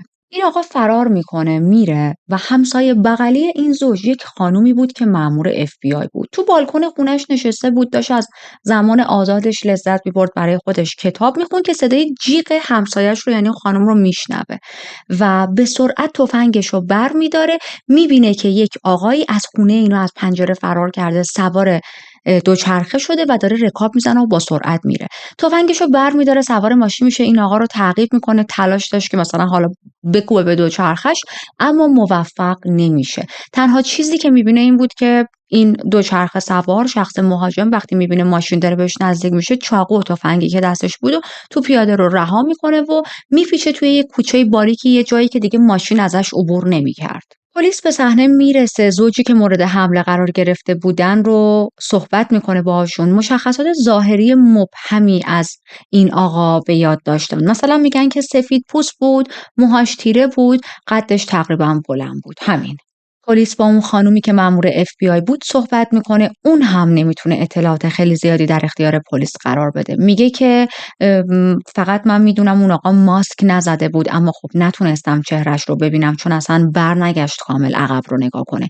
یه پیرن چارخونه تنش بود، شلوارش جین بود و کتونی هم پاش بود. حالا جالب، پلیس این خانم رو سرزنش میکنه، همین مأمور FBI، و میگه که تو چرا دنبال این آدم کردی ولی بهش شلیک نکردی؟ و اون خانم میگه خب من از کجا میدونستم که این شخص چه بلایی سر این زوج آورده؟ من فکر میکردم که حالا داره از یه جایی فرار میکنه یا یه دزدی کرده داره فرار میکنه، منم نمیتونم همینطوری به همه شلیک کنم که. به هر حال این اولین حمله شخص مهاجم ما توی این محل است و هنوز همسایه ها و مردم خبر ندارن قرار حمله های بیشتری اتفاق بیفته. دوچرخه‌ای که این مظنون استفاده کرده بود از یه خونه توی همون منطقه دزدیده شده بود. چاقو هم که متعلق به آشپزخونه همون زوج بود. قاتل و متجاوز پرونده ما خیلی عصبانیه، به خاطر اینکه تونسته بود به این زوج فرصت فرار بده. اگر که این فرصت رو نمیداد میتونست اونا رو به قتل برسونه و حالا دیگه میخواد حواسش رو جمع کنه که هیچ وقت این اشتباه رو تکرار نکنه. همین موضوع هم پیش میاد. بعد از این اتفاق دیگه جرمهاش هیچ شاهدی نداشتن و پلیس فقط و فقط با بازسازی صحنه جرم میتونست تحقیقاتش رو ادامه بده. جرم بعدیش رو توی یک شهر دیگه انجام میده 20 دیسمبر سال 79. قربانی ها یک زن و شوهری بودن به نام رابرت آفمن و دوست دختر جدیدش دبرا منینگ. رابرت و دبرا هر دوشون دکتر بودن. هر دو با گلوله کشته شده بودن. دبرا مورد تجاوز جنسی قرار گرفته بود. حلقه هایی که با هم رد و بدل کرده بودن، احتمالاً رابرت از دبرا خواستگاری کرده بود و حالت نامزد کرده بودن. این حلقه هاشون بین دوشک و چارچوب تخت نزدیک بدنشون پنهان شده بود. پلیس پیدا میکنه. صحنه جرم نشون میده که دبرا به سمت قاتل حمله کرده اما موفق نشده. همسایه ها هم صدای شلیک گلوله رو شنیده بودن. یه چیز عجیب که توی صحنه جرم وجود داشت، آثار پنجه بزرگ سگ بود. انگار که یک سگ بزرگی توی این خونه اینا رفت و آمد داشت و خب این زوج سگ نداشتن، هیچ پتی نداشتن. حدس پلیس این بود که قاتل با خودش یک سگ آورده بوده به صحنه جرم. مورد عجیب بعدی این بود که قاتل بعد از این جنایتی که انجام داده نشسته تو خونه این زوج، بوقلمون کریسمسی که تو یخچال این زوج از شب قبل مونده بوده رو خورده و بقیهش رو همینجوری تو آشپزخونه ول کرده و رفته. بزرگوار خیلی لاشخور هم بود. قتل بعدیش توی شهر کناری ونتورا در کالیفرنیا اتفاق میافته. قربانی‌هاش مجدد زوجی بودن به نام شارلین و لایمن اسمیت. لایمن قرار بود که قاضی بشه و پلیس با خودش فکر میکرد که قاتل به خاطر همین موضوع شغل لایمن اون رو تارگت قرار داده. شارلین روی مچ دستش با طناب یک گره عجیب زده شده بود و همین باعث میشه که این قاتل لقب گره الماس رو بگیره. اون گره‌ای که زده بود به اصطلاح بهش میگفتن گره الماس. به شارلین تجاوز شده بود، اما این بار قربانی‌ها با شلیک گلوله نمرده بودند، بلکه با تیکه چوب انقدر بهشون ضربه زده شده بود که به قتل رسیده بودند. جسد اونا 3 روز بعد از قتل پیدا شده بود. یک پسر 12 ساله‌ای قرارداد داشت با این زوج. اون میومد هر چند روز یه بار چمنای خونه‌شون رو کوتاه کنه و این پسر کسی بود که جسدشون رو پیدا کرده بود، در واقع کشف کرده بود. توی ماه آگوست یه زن و شوهر دیگه به قتل میرسن توسط این شخص قاتل به نام کیت و پتریس. هر دوی این زن و شوهر مورد تجاوز قرار گرفته بودن. با یک جسمی انقدر بدجور به صورت کیت ضربه خورده بود که صورت و جمجمش انگار کاملا پودر شده بود. یعنی چیزی اصلا از چهره و صورت کیت باقی نمونده بود. درسته که مدارک و شواهدی وجود داشت که مچ دست‌ها و پاهاشون بسته بوده، اما هیچ سلاح قتل یا طنابی توی صحنه جرم پیدا نکردن. یعنی حالتی که انگار قاتل بعد از به قتل رسوندن این زن و شوهر دست و پاشون رو باز کرده و اون طناب یا حالا هر چیزی که باش بسته بوده و همینطور سلاح قتل رو با خودش برده و تو صحنه قتل رها نکرده. این زوج وقتی به قتل رسیدن فقط 3 ماه بود که زندگی مشترکشون رو با هم شروع کرده بودن. 3 ماه بود که ازدواج کرده بودن و طبیعتاً پر از شور و شوق زندگی بودن. پتریس یک پرستار بود، پرستار کودکان بود در واقع. کیت دانشجوی سال 4 پزشکی بود و قرار بود که به زودی از دانشگاه فارغ التحصیل شه. برادر کیت، بروس، اینقدر بر اثر این اتفاق شوکه میشه که بعدها حدود 2 میلیون دلار به یک پروژه‌ای پول کمک میکنه، هزینه میکنه برای این پروژه. چه پروژه‌ای بود؟ پروژه جمع‌آوری DNA از همه جنایتکارا در کالیفرنیا. برادر کیت معتقد بود که اگر زودتر میشد DNA بیاد وسط و یه همچین پروژه‌ای به اصطلاح راه بیفته، شاید این قاتل دستگیر میشد و هرگز چنین اتفاق غم‌انگیزی برای این زن و شوهر جوان نمیافتاد. قربانی بعدی یه زن از یک شهر دیگه بود، شهری به اسم ایرواین. این قربانی توی خونه تنها بوده، با ضربات متعدد چاقو به قتل رسیده بوده و این خانم متأهل بوده. زمانی که بهش حمله شد و به قتل رسید، همسرش توی بیمارستان بود، اما متاسفانه تا مدت‌ها بعد از این قتل همسر این خانم مظنون اصلی پلیس بود و حتی چندین و چند بار باهاش بازجویی انجام میدن. یه جوری بود که نیروی پلیس کاملا اطمینان داشتن که همسرش اون رو به قتل رسونده، در حالی که میگم این آدم بیمارستان بوده، مدرک داشته، ولی خب پلیس نمیخواسته که این پرونده رو ربط بده به قتل‌های امروز ما.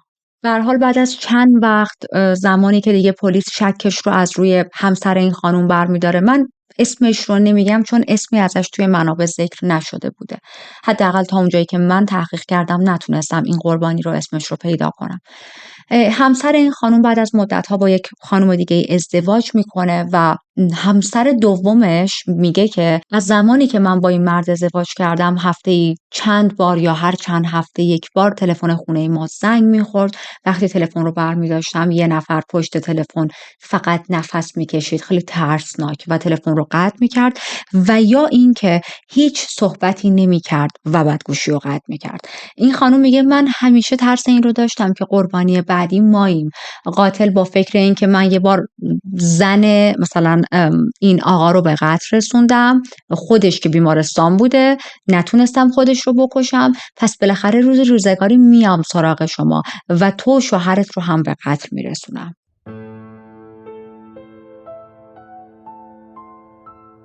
یه چیز خیلی عجیب دیگه در رابطه با این پرونده وجود داره. ببینید الان حدود 10 سال از بعضی از حمله ها گذشته، از بعضیاشون 5 سال، 6 سال، 8 سال.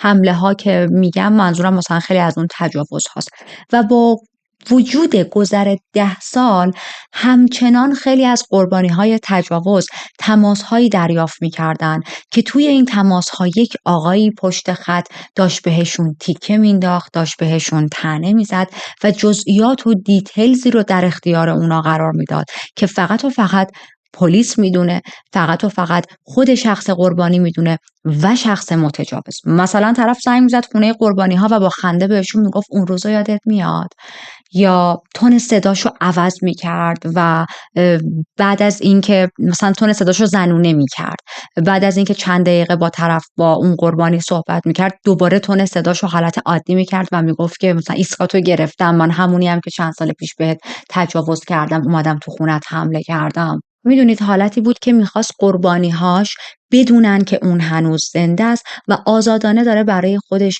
توی این دنیا زندگیشو میکنه و روزهاشو میگذرونه. اما این تماس‌ها و مزاحمت‌های تلفنیش کار دستش میده، یعنی کار که یک اطلاعات مهمی رو در اختیار پلیس قرار میده. توی یکی از همین تماساش با یکی از قربانیاش، اون شخص قربانی میشنوه پس زمینه تلفنی که این مرد زنگ زده توی بک‌گراند به اصطلاح صدای زن و بچه داره میاد و به سرعت این موضوع رو به پلیس گزارش میده. میگه آره اینجوریه، من همونی یکی از قربانی های این آدمم و این آدم با خونه من تماس گرفت، داشت منو تهدید میکرد. اما چیزی که میخوام بهتون بگم اینه که از بک‌گراند تلفنش، تماسش، صدای زن و بچه میومد. پس این به پلیس میگه که این آدم سوای اینکه هنوز زنده است و آزادانه داره برای خودش زندگی میکنه، صاحب خانواده هم هست، یا حالا با احتمال خیلی کمی توی یک لوکیشنی قرار داره که زن و بچه توش بودن. ولی باز حدس پلیس بیشتر روی این بود که این آدم صاحب خانواده است، یک زندگی نرمال و عادی رو داره، برای همین انقدر دستگیر شدنش سخته. یکی دیگه از این تماس‌ها به قربانی‌های دیگه برای خانومی بود که قبلا چند سال پیش مورد حمله و تجاوز این شخص قرار گرفته بود و الان در حال حاضر به عنوان ویترس داشت توی یک رستوران به اسم رستوران دنیز کار میکرد. یه روز با رستوران تماسی گرفته میشه، این زن تلفن رو پاسخ میده و یک مردی پشت تلفن تهدیدش میکنه که یادت چند سال پیش بهت حمله شد و بهت تجاوز کردم، من دوباره میخوام این کار رو برات انجام بدم، دوباره میخوام بهت حمله کنم. خب این زن خیلی وحشت میکنه، به سرعت پلیس رو خبر میکنه و تئوری پلیس این بود که متاسفانه این مرد قبل از اینکه این تماس رو با تو بگیره چندین و چند بار به این رستوران اومده، چون باز توی این تماس این آقا داشت جزئیاتی رو در اختیار این زن قرار میداد که فقط و فقط یک شخص نزدیک به اون زن میتونه اینا رو بفهمه. برای همین پلیس میگفت این آدم احتمالاً اومده خیلی وقتا یواشکی تو رستوران نشسته در قالب یک مشتری و جزئیات و چیزهایی رو از صحبت‌های تو فهمیده که حالا توی این تماس با اونا داره تهدیدت میکنه. نزدیک کریسمس با یکی دیگه از قربانی‌ها تماسی گرفته میشه و این مرد پشت تلفن بهش میگه کریسمست مبارک عزیزم، بازم منم. اما جرم و جنایت‌هاش توی دهه 80 مقداری کمتر شده بود. توی این بازه زمانی جرماش به صورت قطعی ثابت نشده بودن، اما پلیس این احتمال رو میداد که احتمالاً شرایط زندگی شخصی و خصوصیش محدودش کرده و نمیتونه مثل قبل اکتیو باشه. توی جولای 81 تا قربانی دیگه داشته که الان مجموع قربانی‌هاش توی کالیفرنیای جنوبی شده 11 نفر. بریم تا راجع به یک خانومی بهتون بگم به اسم شری دیمنگو. شری یکی از فامیلاش رو از دست داده بود، به تازگی یکی از فامیل‌هاش، یکی از اقوامش فوت کرده بود و خب موقتا میرفت خونه این فامیلش میموند به امید اینکه این خونه رو بتونن بفروشن و حالا تو خونه باشه، اگر مشتری کسی اومد به قول خود اون مشتری نپره، کسی باشه پاسخش رو بده. اتفاقا شری یک دوست پسری هم داشت به نام گرگ و متاسفانه شری و گرگ جزو قربانی‌های پرونده امروز قرار می‌گیرن. این زوج چندین ماه بود که همو ندیده بودن. حالا به واسطه شاید کار گرگ یا شرایط خود شری، نمیدونم توی منابع ذکر نشده به چه دلیل از هم جدا بودن و هم رو ندیده بودن. جدا نه اینکه قطع ارتباط کرده باشن و فیزیکی کنار هم نبودن. تا اینکه یه روز گرگ برای ناهار تصمیم میگیره که بیاد به دوست دخترش سر بزنه، ناهار رو با هم بخورن. اما متاسفانه وقتی وارد خونه میشه با جسد دوست دخترش روبرو میشه و قاتل بهش فرصت نمیده که از خودش دفاع کنه. قاتل توی خونه بوده. گرگ تا میاد به خودش بیاد دفاع کنه، قاتل جونش رو میگیره. گرگ مرد جوان و فیتی بود اما متاسفانه نتونسته بود از خودش دفاع کنه. از صحنه جرم میشه فهمید که خیلی از خودش مقاومت نشون داده، با اینکه حتی یک گلوله به چونش خورده بود ولی باز هم مقاومت کرده بود، اما در نهایت با ضربه‌های چاقو جونش رو از دست داده بود. بر اساس صحنه جرم قاتل از پنجره حموم وارد خونه شده بود و شری رو به قتل رسونده بود، بعد یه جا کمین کرده بود و به گرگ حمله کرده. کشتن زوجها برای این قاتل یک نوع چالش محسوب میشد. خب ببینید به هر حال کشتن 2 نفر سخت‌تر از کشتن 1 نفره و خیلی داره کار ریسکی رو انجام میده، اما دست بر نمی داشت همچنان خیلی از زوجها رو مورد هدف قرار میداد. تا اینجا به خاطر انتخاب کردن زوجها به عنوان قربانی چندین و چند بار نزدیک بوده که دستگیر بشه ولی تونسته قصر در بره و باز همین الگو رو ادامه میداده، یعنی باز میرفته سراغ قربانی بعدیش 2 تا زوج مثلا. اما خب این قتل آخرش چون که خیلی شدید با گرگ درگیر شده بود 5 سال ناپدید میشه. قاتل 5 سال هیچ قتلی انجام نمیده و بعد از 5 سال اولین قربانیش به اسم جنل لیزا کروز بود. خانواده جنل برای تعطیلات رفته بودن مکزیک و جنل همراهشون نرفته بود و مونده بود تو خونه و تنها هم بود. وقتی که جسد جنل رو پیدا میکنن میفهمن که بهش تجاوز شده و طوری به قتل رسیده، اینقدر میزان خشونت توی این قتل بالا بوده که اصلا صورتش قابل شناسایی نبود. اما قاتل الگوی بیشتری از خودش باقی نذاشت در رابطه با این قتل. برای همین تا 5 سال آینده نمیدونستن که قتل جنل مربوط به بقیه قربانی‌های اون منطقه. یکی دیگه از دلایلی که قتل جنل رو به بقیه قربانی‌ها ربط نداده بودن سوای این 5 سال وقفه‌ای که افتاده بود راجع به قتل‌های شخص قاتل این بودش که جنل قبلا مردهای خیلی زیادی توی زندگیش بودن و احتمال میدادن که یکی از همین مردها و کسایی که قبلا به عنوان دوست پسرش بوده باهاش به مشکل خورده و اومده جنل رو کشته. اما خب تمام این مردها رو وقتی بررسی میکنن به مرور زمان میبینن که همهشون مشخصاتی داشتن، دلایلی داشتن، شاهدینی داشتن که اون روز توی صحنه جرم وجود نداشتن و بیگناهن. خونه جنل کمتر از 2 مایل با خونه‌ای که قاتل همونجا 7مین قتلش رو مرتکب شده بود فاصله داشت. پس ببینید قاتل هنوز داره توی اون منطقه پرسه میزنه. این رو هم بگم پلیس افراد خیلی زیادی رو توی این پرونده دستگیر کرد، به عنوان مظنون قرار داد. من حالا دیگه هی دونه دونه براتون تعریف نکردم، اما به دلایلی تمام این مظنونین رفتن کنار. مثلا اینکه خیلی وقتها مظنونین رو گرفت، دستگیر کرد، انداخت زندان و دید باز دوباره در حالی که اون شخص توی زندانه قتل داره اتفاق میفته، قتل‌های مختلف، تجاوزهای مختلف داره اتفاق میفته.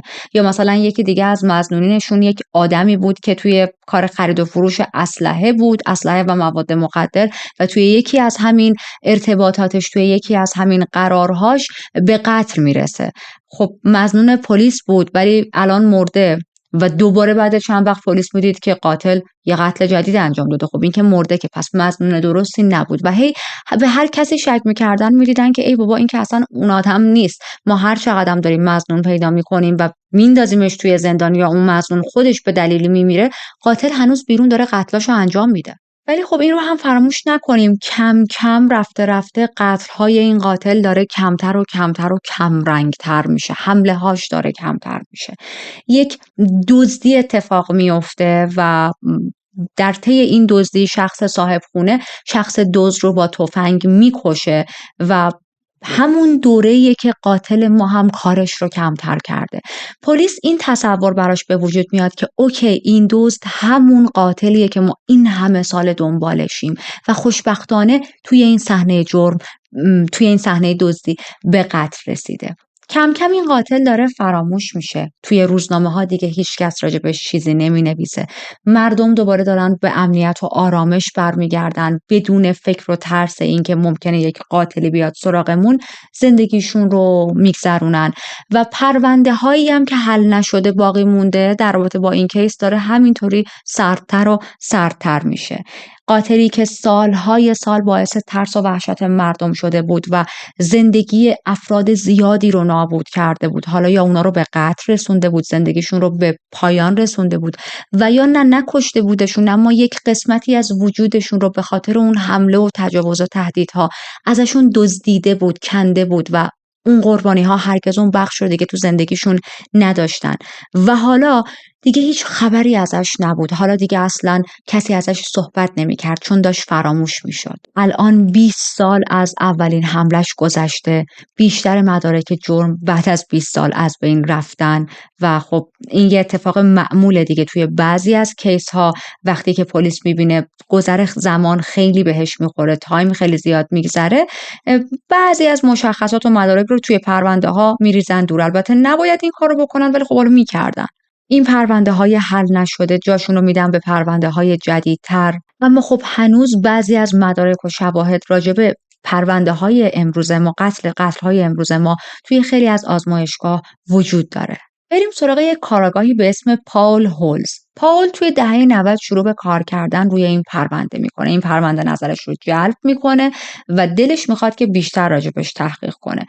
با یک کارآگاه دیگه به اسم مری و یک آقای دیگه مشغول به همکاری میشن. توی سال 2001 یه سری از نمونه های DNA که توی پرونده این قاتل وجود داشته رو میفرستن آزمایشگاه و بعد از چند وقت که جواب آزمایشگاه میاد میفهمن که تمام این جرم ها کار یک نفر بوده. حالا بریم تا از تحقیقات این دوتا کارآگاه بیشتر بهتون بگم. ببینید دپارتمان های پلیس توی مناطق مختلف اطلاعاتی که داشتن رو با همدیگه شیر نمی کردن و خب این به نفع قاتل شده بود. قاتل جرمهاشو بین سالهای 72 تا 86 مرتکب شده بود. یعنی 14 سال موفق شده بود که بدون دستگیری به کارش ادامه بده. بسیار باهوش بود، برای خودش چندین راه فرار طراحی کرده بود، خیلی صبور بود. اینا همه تحقیقات این کارآگاه هاست دارم من بهتون میدم و رد کفش هایی که ازش به جا مونده بود خیلی عمیق بودن که این نشون میده اصلاً عجله نداشته و منتظر زمان مناسب برای حمله بوده. ماه‌ها، هفته‌ها قربانی‌هاش رو زیر نظر داشته و از تمام جزئیات زندگیشون باخبر بوده. خیلی غیر قابل پیش بینی بوده و پیش قربانی‌ها نمیتونسته احساساتش رو کنترل کنه. مثلا یه جاهایی جلوی بعضی از قربانیاش گفته بوده که ازت متنفرم بانی. حالا در ادامه میفهمیم که منظورش از بانی چه کسی بوده. کارآگاه‌های اون زمان وقتی که این حرف رو از قربانی‌ها شنیده بودن فکر می‌کردن که قربانی‌ها اشتباه شنیدن. در واقع قاتل گفته ازت متنفرم مامی. اما خب من دارم اینجا بهتون میگم نه، نمیگفته مامی، میگفته بانی. زنایی که قربانی این شخص بودن میگفتن کاملا صحنه تجاوز و کارهایی که میکرد تو خونه ما حالتی بوده که انگار میخواست یک شو اجرا کنه و تمام مدت تلاش داشت به ما ثابت کنه که خیلی آدم خطرناکیه. جنایت‌های این قاتل انقدر وحشتناک بود و خب نتونسته بودن دستگیرش هم بکنن که یک ماده 69 توی قوانین کالیفرنیا اضافه میکنن. توی سال 2004 یک دستوری داده شد که از همه جنایتکارا، چه بالغ و چه افراد زیر 18 سال که مرتکب جرایم جنسی، قتل و آتش زدن اماکن شدن، DNA کالکشن گرفته شه. خب این قانون خیلی عالی بود وقتی این کار رو کردن. پلیس کالیفرنیا الان یکی از بزرگترین دیتابیس ها رو تو کل کشور در اختیار داشت از افراد مجرم. دهه‌ها گذشته، تکنولوژی‌های جدیدی ظهور پیدا کردن. حتی قاتل دریاچه سبز هم به وسیله DNA دستگیر شد. قاتلی که هرگز فکر نمی‌کرد گیر بیفته و تکنولوژی گیرش انداخت. اگه خاطرتون باشه به تازگی پروندهش رو کاور کردیم. پرونده 102. اگر که ندیدید و جدید هستید دعوتتون می‌کنم که از اون پرونده هم دیدن کنید. ولی هنوز قاتل کیس امروز ما گیر نیفتاده. حتی توی اون دوره‌ها BTK رو هم دستگیر میکنن و BTK موقع اعترافاتش یک حرفی به پلیس میزنه. میگه که هر چقدر سنم بیشتر میرفت بالا، قتل کردن، قتل مرتکب شدن برام سخت‌تر میشد. وقتی یکی از قربانی‌هاش خیلی مقاومت کرده بود و نزدیک بود که موفق بشه، یعنی قربانی بهش غلبه کنه، باعث میشه که دیگه دست به قتل نزنه. من حتما میخوام روزگاری سراغ پرونده BTK هم بریم و جزو اسامی هستش که توی این چنل میخوایم کاورش کنیم. میدونم الان خیلیاتون میخواید کامنت بذارید BTK رو هم کاور کن، چون چشم زیاد خورده تو کامنتاتون نوشتید که ما دوست داریم BTK رو از زبون تو چنل تو بشنویم. خواستم پیشا پیش بگم حواسم هست، حتما به پرونده اون هم روزگاری میپردازیم. دیر و زود داره ولی سوخت و سوز نداره. اما خب حرف BTK رو فراموش نکنیم که برگشت گفت هرچی سنم میرفت بالاتر قتل هم کمتر میشد. این حرفی که زده الان پلیس داره فکر میکنه قاتل پرونده امروز ما هم اتفاقا همین موضوع براش پیش اومده. میدونید آخرین درگیری که براتون تعریف کردم داشت با یک زوجی و خیلی درگیر شده بود با اون آقا. گفتم اون آقا هم خیلی هیکلی بود ولی خب متاسفانه نتونست جون خودش رو نجات بده و از دنیا رفت. بعد از اون دیگه از این قاتل قتلی ندیدن و احتمال میدن چون خیلی اون قتل آخرش ریسکی بوده تصمیم گرفته که الان دیگه قتلی انجام نده. اما خب ما میدونیم قرار نیست قاتل پرونده امروز ما برای همیشه و تا ابد بتونه از دست پلیس فرار کنه و بالاخره بعد از یک ناپدید شدن طولانی مدت توی سال 2018 دستگیر و شناسایی میشه.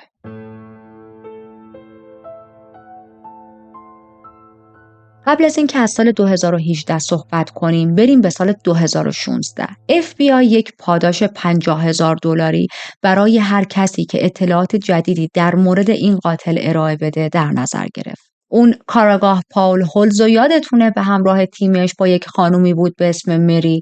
DNA قاتل که مربوط به صحنه جرم توی یکی از قربانی‌های تجاوزش باقی مونده بود رو داخل یک وبسایتی به نام جت مچ آپلود میکنه. حالا این وبسایت چیه؟ این سایت برای پیدا کردن اطلاعات شخصی افراده که مثلا بتونن اجدادشون رو پیدا کنن، فامیل‌های گم شدهشون رو پیدا کنن و یا اصلا ببینن که آیا مشکلات سلامتی داشتن که الان خودشون خبر ندارن. مثلا ببینن پدر بزرگشون فلان مشکل رو داشته، مادرشون چه مشکلی داشته و این چیزهای مربوط به سلامتی رو بتونن چک کنن. این کارآگاه از این سایت استفاده جالبی میکنه برای حل پرونده. خب اینو من باید براتون منشن کنم. خیلی از آدما به صورت داوطلبانه توی این سایت رفته بودن، DNA خودشون رو ثبت کرده بودن تا اینکه بتونن به افراد دیگه کمک کنن و یا در رابطه با اجدادشون، سوابق بیماریشون، توی راجع به نسل‌های قبلیشون اطلاعاتی به دست بیارن. حالا اتفاقی که میفته چیه؟ این کاراگاه توی این سایت تونست 10 تا از فامیل‌های دور این قاتل رو از طریق دیتاها پیدا کنه. یه سری متخصص روی این پرونده میذارن. این متخصصی میان در مورد دیتاهای پیدا شده تحقیق میکنن، یک فامیلی تری درست میکنن. فکر میکنم همون شجره نامه میشه اگر فارسیش رو درست بگم. از این فامیلی تری پلیس 2 تا مظنون داشت و با تحقیق بیشتر متوجه شدن که یکی از این 2 نفر مظنون اصلی پرونده است. اسم این آقا جوزف جیمز دیانجلو بود. جوزف مظنون اصلی بود. پلیس انتظار نداشت که جوزف جیمز دیانجلو مظنون باشه چون توقع نداشتن که مظنون اینقدر پیر شده باشه.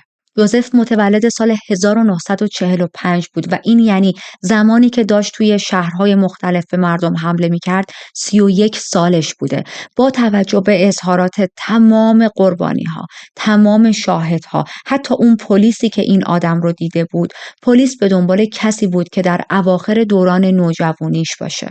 یادتونه همه میگفتن انگار قاتل 18 سالشه، انگار قاتل 20 سالشه. نه، نهایتا خیلی سنش بالا باشه 21 سال است. اما قاتل اون زمانی که اولین جنایت‌هاشو داشت انجام میداد 31 سالش بود. بالاخره پلیس بعد از این همه سال الان به یک مظنون رسیده و جوزف رو هفته‌ها زیر نظر داره. توی این بازه زمانی که جوزف رو زیر نظر داره میدید که جوزف با موتورش بیرون میرفت، هر روز به طور مرتب توی خونه ورزش میکرد، انقدر فعال و اکتیو بود، انقدر از نظر فیزیکی سرحال بود که هیچکی باورش نمیشد این مرد توی دهه 70 زندگیش باشه و انگار که 20 سال از سن واقعیش جوان‌تر بود. جوزف تونسته بود 40 سال از دست پلیس فرار کنه. اما خب قبل از ادامه ماجرا یک چرخ کوچیکی توی زندگی جوزف با هم دیگه بزنیم، ببینیم مثلا جوزف کیه، دوران کودکیش چطوری بوده. جوزف توی 8 نوامبر 1945 به دنیا اومد. فرزند دوم خانواده بود. اسم مادرش کتلین بود. مادرش با یک شخص نظامی ازدواج کرده بود. یعنی پدر جوزف یک آدم نظامی خیلی خشک و عصبی بود. توی نیروی هوایی کار میکرد و حتی برای جنگ جهانی دوم هم اعزام شده بود و توی جنگ حضور داشت. اتفاقا خیلی هم آسیب دیده بود، توی جنگ زخمی شده بود، اما خب تونسته بود که زنده از جنگ بیاد بیرون. جوزف 3 تا خواهر و برادر دیگه هم داشت. جوزف و خانواده‌اش 5 سال اول زندگیشون رو توی یک خونه‌ای در نیویورک میگذروندن. این خونه از طرف ارتش بهشون داده شده بود. اما خب وقتی جنگ کره شروع شد مجبور شدن خونه‌شون رو تغییر بدن و اگر بخوام خیلی خلاصه براتون تعریف کنم چندین و چند بار جابجایی تو زندگی اینا صورت میگیره. از شهرهای مختلف میرن به یک شهر دیگه، از یک ایالت به یک ایالت دیگه و خب ما میدونیم جابجایی واقعا یک چیز خیلی سختیه، اونم این حجم و میزانش. دلیلی که من اسم پدر جوزف رو یعنی بهش میگم پدر جوزف به خاطر اینکه اسم اون هم جوزفه. من نمیدونم چرا بعضیا اسم بچه‌هاشون و اسم خودشون دقیقاً میذارن، ولی خب سخت میشه وقتا تو پرونده های جنایی. برای اینکه جوزف رو با هم قاطی نکنید به پدرش جوزف نمیگم، میگم پدر جوزف. همکارهای پدر جوزف میدونستن که پدرش یک آدم بسیار خشونتگره، میدونستن که به صورت مداوم و مرتب همسرش رو یعنی مادر جوزف رو کتک میزنه. حتی بارها و بارها جلوش رو سعی کرده بودن بگیرن، بارها بهش گفته بودن ببین اگر بخوای این رفتارت رو برای همسرت ادامه بدیم ما از آرمی اخراجت میکنیم، این رفتار یک شخص ارتش رفته نیست، تو داری اسم ما رو خراب میکنی، خشمت رو نباید رو زن و بچه‌هات خالی کنی. اما پدر جوزف اینطوری بود که من اصلا اهمیت نمیدم و به خشونتگری‌هاش ادامه میداد. از اون طرف کتلین که تمام مدت مورد خشونت همسرش قرار گرفته بود، اون هم همین الگو رو روی بچه‌هاش پیاده می‌کرد. یعنی میدونید یک چرخه اینا به صورت زنجیروار به هم وصل بودن. همسرش به کتلین زور میگفت، کتکش میزد. کتلین این زور و کتک ها رو میبرد برای بچه هاشون و انقدر این بچه ها رو کتک میزد، انقدر به اینا آسیب وارد میکرد که خیلی وقتها جوزف و خواهر و برادرهاش لباس های کلفت چند لایه‌ای تنشون میکردن که وقتی دارن کتک میخورن آسیب های کمتری بهشون وارد شه. توی سال 54 مجدد یک جابجایی دیگه داشتن، نمیدونم واقعا 5مین، 6مین، 7مین جابجاییشون بود، چندمیشون بود نمیدونم، اما خیلی جابجا میشدن. میرن به نیوجرسی و توی همون سال اتفاق خیلی بدی میفته. جوزف 9 سالش بود، خواهر کوچکترش 7 ساله بود و داشتن با هم توی یک انباری خالی بازی میکردن. در حالی که مشغول بازی بودن 2 تا مرد این بچه‌ها رو تعقیب کرده بودن، میان وارد اون انباری میشن وقتی خیالشون راحت میشه که هیچ بزرگتری پیش این بچه‌ها نیست و به خواهر جوزف حمله میکنن و جلوی جوزف بهش تجاوز میکنن. خب این اولین اتفاق خیلی افتضاحی بود که تو زندگی جوزف افتاد وقتی من داشتم بررسی میکردم. این که دید 2 نفر به خواهر 7 سالش تجاوز کردن و خب خیلی دیدن این صحنه میتونه واقعا افتضاح باشه در رابطه با آینده آدم ها. اما جوزف و خواهرش این اتفاق رو تو خودشون نگه نمیدارن، میرن این اتفاق رو به والدینشون میگن.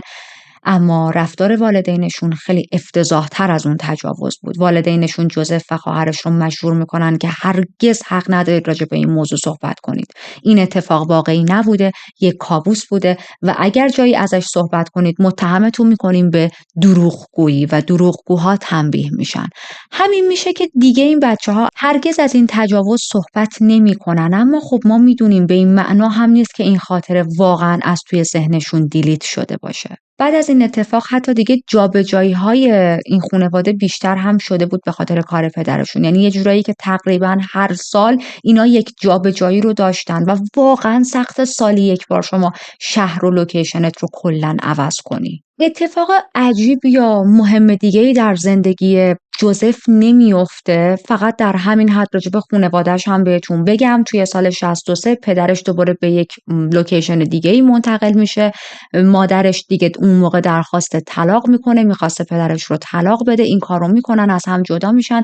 مادرش میره با یک آقایی که یه آقای دیگه‌ای ازدواج میکنه، اون آقا هم نظامی بود، زندگیش خیلی بهتر بود تا با پدر جوزف باشه و بچه‌ها هم داشتن با مادرشون زندگی میکردن. اونقدر هم وضع مالیشون آنچنانی و خوب نبود، اما خب بدکی هم نبود. این چکیده ای از دوران بچگی و کودکی جوزف بود، چیزهای مهمی که من پیدا کردم.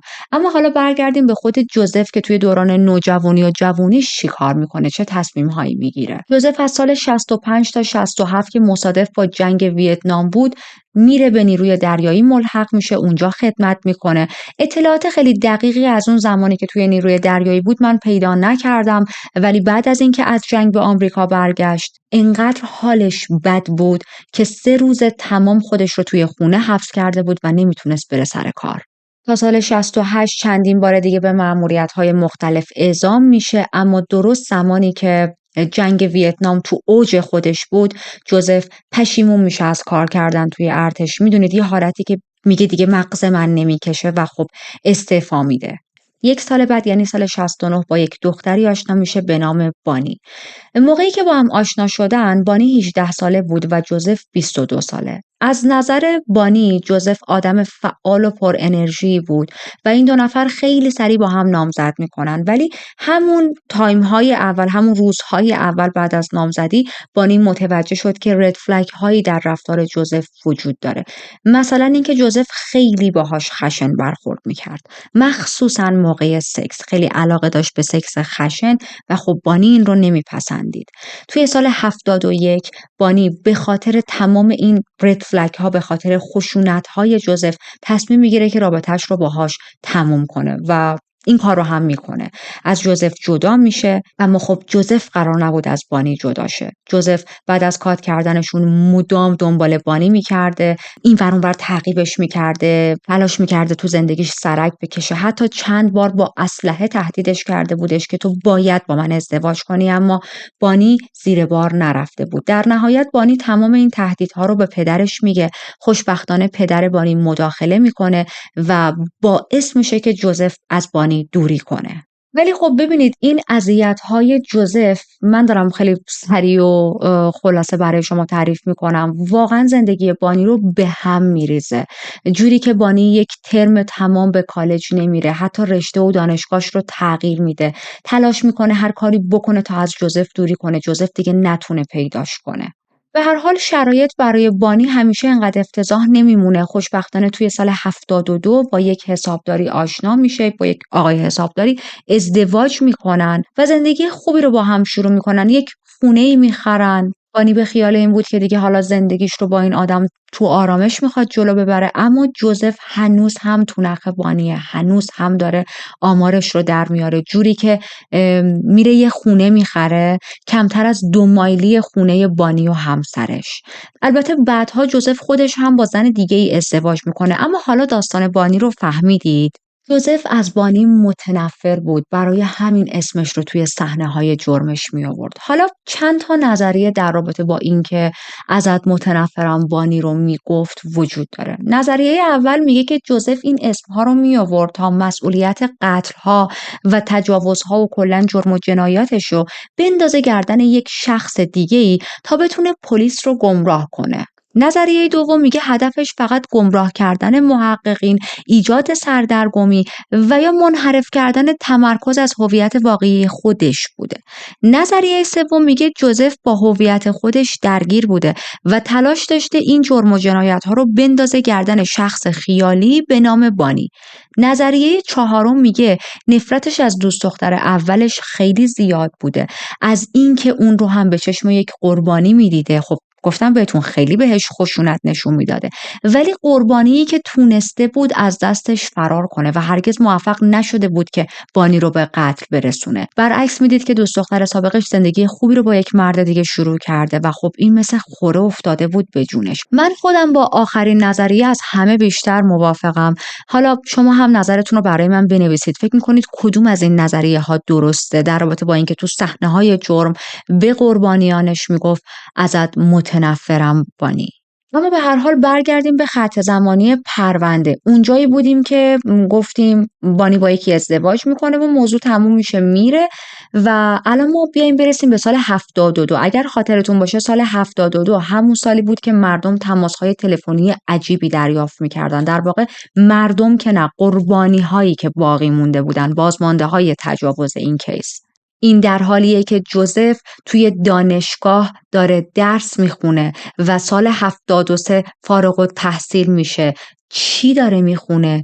رشته جرم شناسی. شخصی که چندین و چند سال شهر رو به هم ریخته، دزدی کرده، تجاوز کرده، قتل انجام داده، الان داره توی دانشگاه کریمینال جاستس میخونه و فارغ التحصیل هم شده.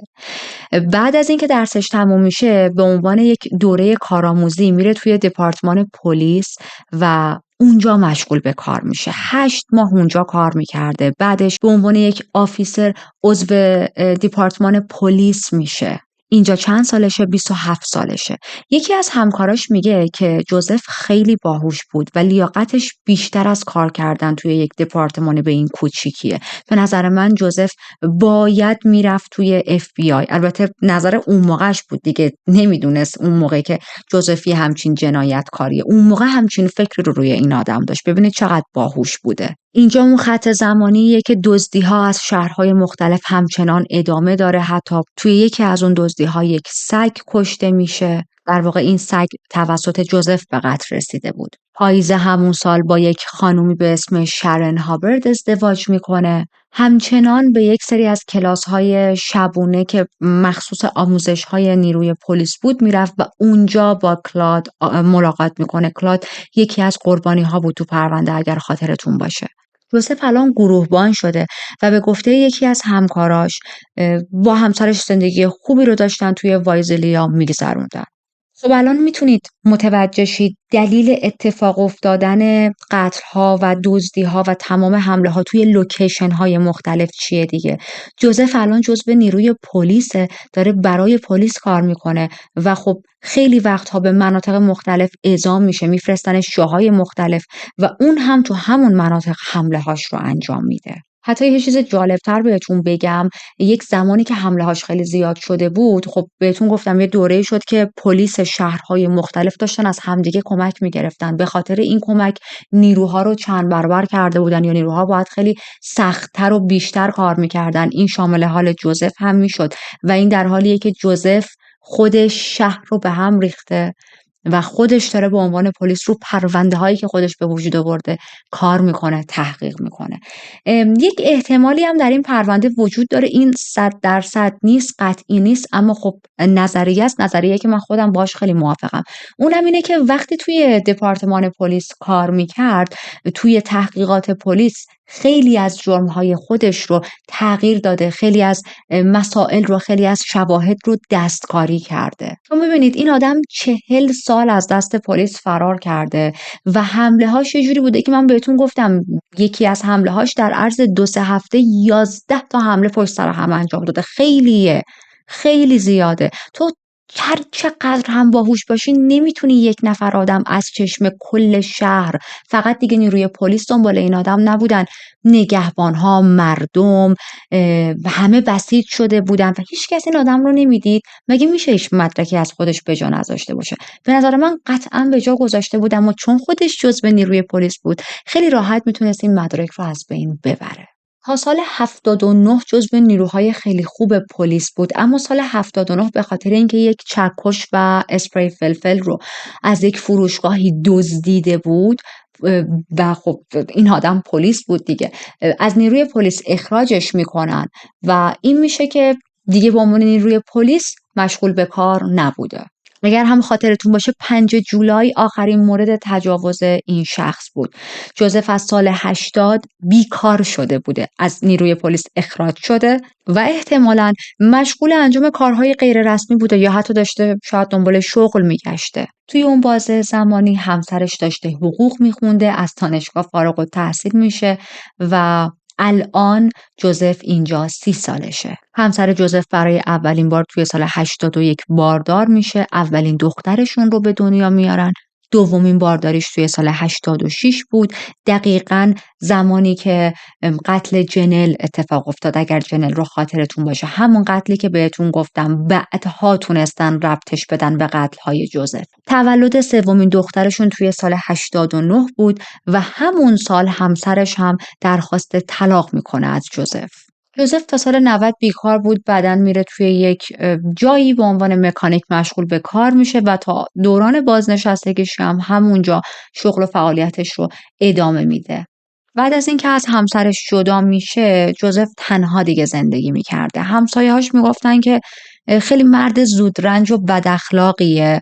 حتی یکی از همسایه‌هاش چندین بار تماس از جوزف دریافت کرده بود که جوزف تو این تماسات تهدیدش میکرد اگر سگت رو ساکت نکنی و به واق واق کردنش ادامه بده، من یه کاری میکنم که اتفاقهای بدی برای سگت بیفته. خب این تهدید خیلی خطرناکه، اما یک موضوعی رو باید راجع به جوزف بهتون بگم. جوزف کلاً هیچ علاقه‌ای به حیوانها نداره، در واقع از حیوانها متنفر هم هست. جوزف سال 2017 بازنشسته میشه و دخترش بچه به دنیا میاره، یعنی الان جوزف نوه داره و توی سال 2018 دختر و نوش حتی میان تا باهاش زندگی کنن توی خونش. این همون سالیه که جوزف دستگیر میشه. پلیس میاد جلو در خونه و بهش میگه که باید با ما بیای. به گفته اطرافیان و شاهدین جوزف اصلا تعجب نکرده بود، خیلی ریلکس بود. تنها چیزی که به پلیس میگه اینه که زیر گاز منو میشه خاموش کنید، مثلا زیر گاز روشنه. در کل نظر اطرافیان راجع به جوزف اصلا نظرات خوبی نبود. خیلی‌ها میگفتن که آدم خیلی بد اخلاقیه، خیلی‌ها میگفتن آدم عجیبیه، خیلی‌ها میگفتن که از این آدم‌هایی که خیلی به یه سری از سنت‌ها و قوانین بیخود، سنت‌ها و قوانین مسخره پایبند و به خاطر همین نمیتونه مثلا با آدم‌های دیگه خیلی راحت وارد ارتباط شه. اما موضوع این مشکلش فقط با جامعه و مردم نبود، با خانواده خودش هم مشکل داشت، با تمام خواهر و برادرهاش قطع ارتباط کرده بود. و اما من میخوام الان اینو براتون تعریف کنم که چجوری میرفت خونه قربانی‌هاش. جوزف خونه‌های یک طبقه رو تارگت قرار میداد، چون فرار براش خیلی راحت تر بود و دید کامل 360 درجه‌ای به خونه داشت. برای اینکه بتونه همه چیز رو عالی چک کنه میرفت رو سقف خونه‌های مردم و خب خیلی وقتا سر صدا میشد، اما آدم‌ها فکر می‌کردن که صدای یک حیوانیه دیگه، داره مثلا روی سقف پرنده‌ای نشسته یا یک گربه‌ای، سگی، چیزی داره راه میره، چون میگم خونه‌هاشون انقدر مرتفع نبود. این کارو میکرد که بتونه از پنجره کل خونه قربانی‌ها رو ببینه.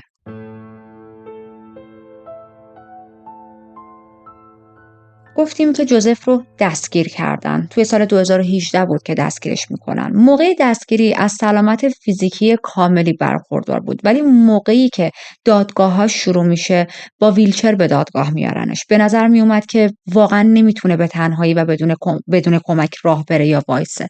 ولی قبل از دستگیری پلیس دیده بود که خیلی راحت با موتورش رفت و آمد میکرد. یادتونه که گفتم پلیس میدید وقتی که مد نظرش داشتن مدام ورزش میکنه. توی دادگاه وکیلش خیلی بلند باهاش صحبت میکرد، به خاطر اینکه شنواییش رو هم جوزف از دست داده بود. ببینید این مشکلات جسمی با فاصله کم بعد از دستگیریش اومده سراغشا. انگار که تو همین فاصله کم 20 سال به سن جوزف اضافه شده. اینجای پرونده واقعا برای من جالب بود. ببینید ما یک مثالی داریم تو زبان فارسی، میگیم که آدمیزاد به امید زنده است و واقعا این حرف درسته. انگیزه داشتن، امید داشتن خیلی میتونه ما رو جوون کنه. درسته ما داریم راجع به یک قاتل سریالی صحبت میکنیم، اما جوزف با اینکه سنش زیاد بود به خاطر خوشحالی بیش از حدی که داشت که من این همه قتل انجام دادم و هیچ کس نتونست منو دستگیر کنه، همچنان ورزش میکرد مثل یک جوون 40-50 ساله بود، در حالی که سنش خیلی بیشتر بود و خیلی همه چیز تو زندگیش نرمال بود. خب اما به محض اینکه دستگیر میشه انگار تمام اون امید و آرزوهاش از بین میره، انگار با یک شکست روبرو میشه، چون پیش خودش فکر کرده بود من غیر قابل دستگیریم، من امکان نداره دیگه پلیس بتونه پیدام کنه و حالا عکسش براش ثابت شده بود. خب امید و آرزوش همه گرفته شده بود، با یک شکست روبرو شده و این باعث شده که اینقدر در طول دادگاهاش پیر و شکسته شه. گفتم بهتون چند وقت، الان چند ماه توی زندانه و انگار 20 سال این آدم پیر شده، قدرت راه رفتنش رو از دست داده، قدرت شنواییش کم شده، پیر شده، چروک شده. خیلی عجیبه. جوزف دیگه نمیتونست مثل قبل هر روز ورزش کنه، کاملا باید با ویلچر این ور اون ور میرفت و ما هم برسیم به 29 جون 2020. در واقع بذارین اینجوری بهتون بگم، من دادگاهشو دیگه مو به مو براتون تعریف نکردم، چون تمام چیزهایی که توی دادگاه ها مطرح شده بود رو من به صورت خط داستانی در طی پرونده امروز بهتون گفتم. جوزف رو توی 2020 به 76 جرم گناهکار میشناسن. در واقع خودش به 76 جرم اعتراف میکنه. دلیلش هم این بود که میخواست حکم اعدام رو از رو خودش برداره. 1 ماه بعد قاضی جوزف رو به حبس ابد بدون امکان درخواست آزادی مشروط محکوم میکنه و الان در حالی که 79 سالشه توی زندان ایالتی کالیفرنیا داره حبسش رو میگذرونه. پرونده های قتل این قاتل برای دهه‌ها حل نشده باقی مونده بودند، ولی در آخر همه چیز روشن شد و قاتل دستگیر شد.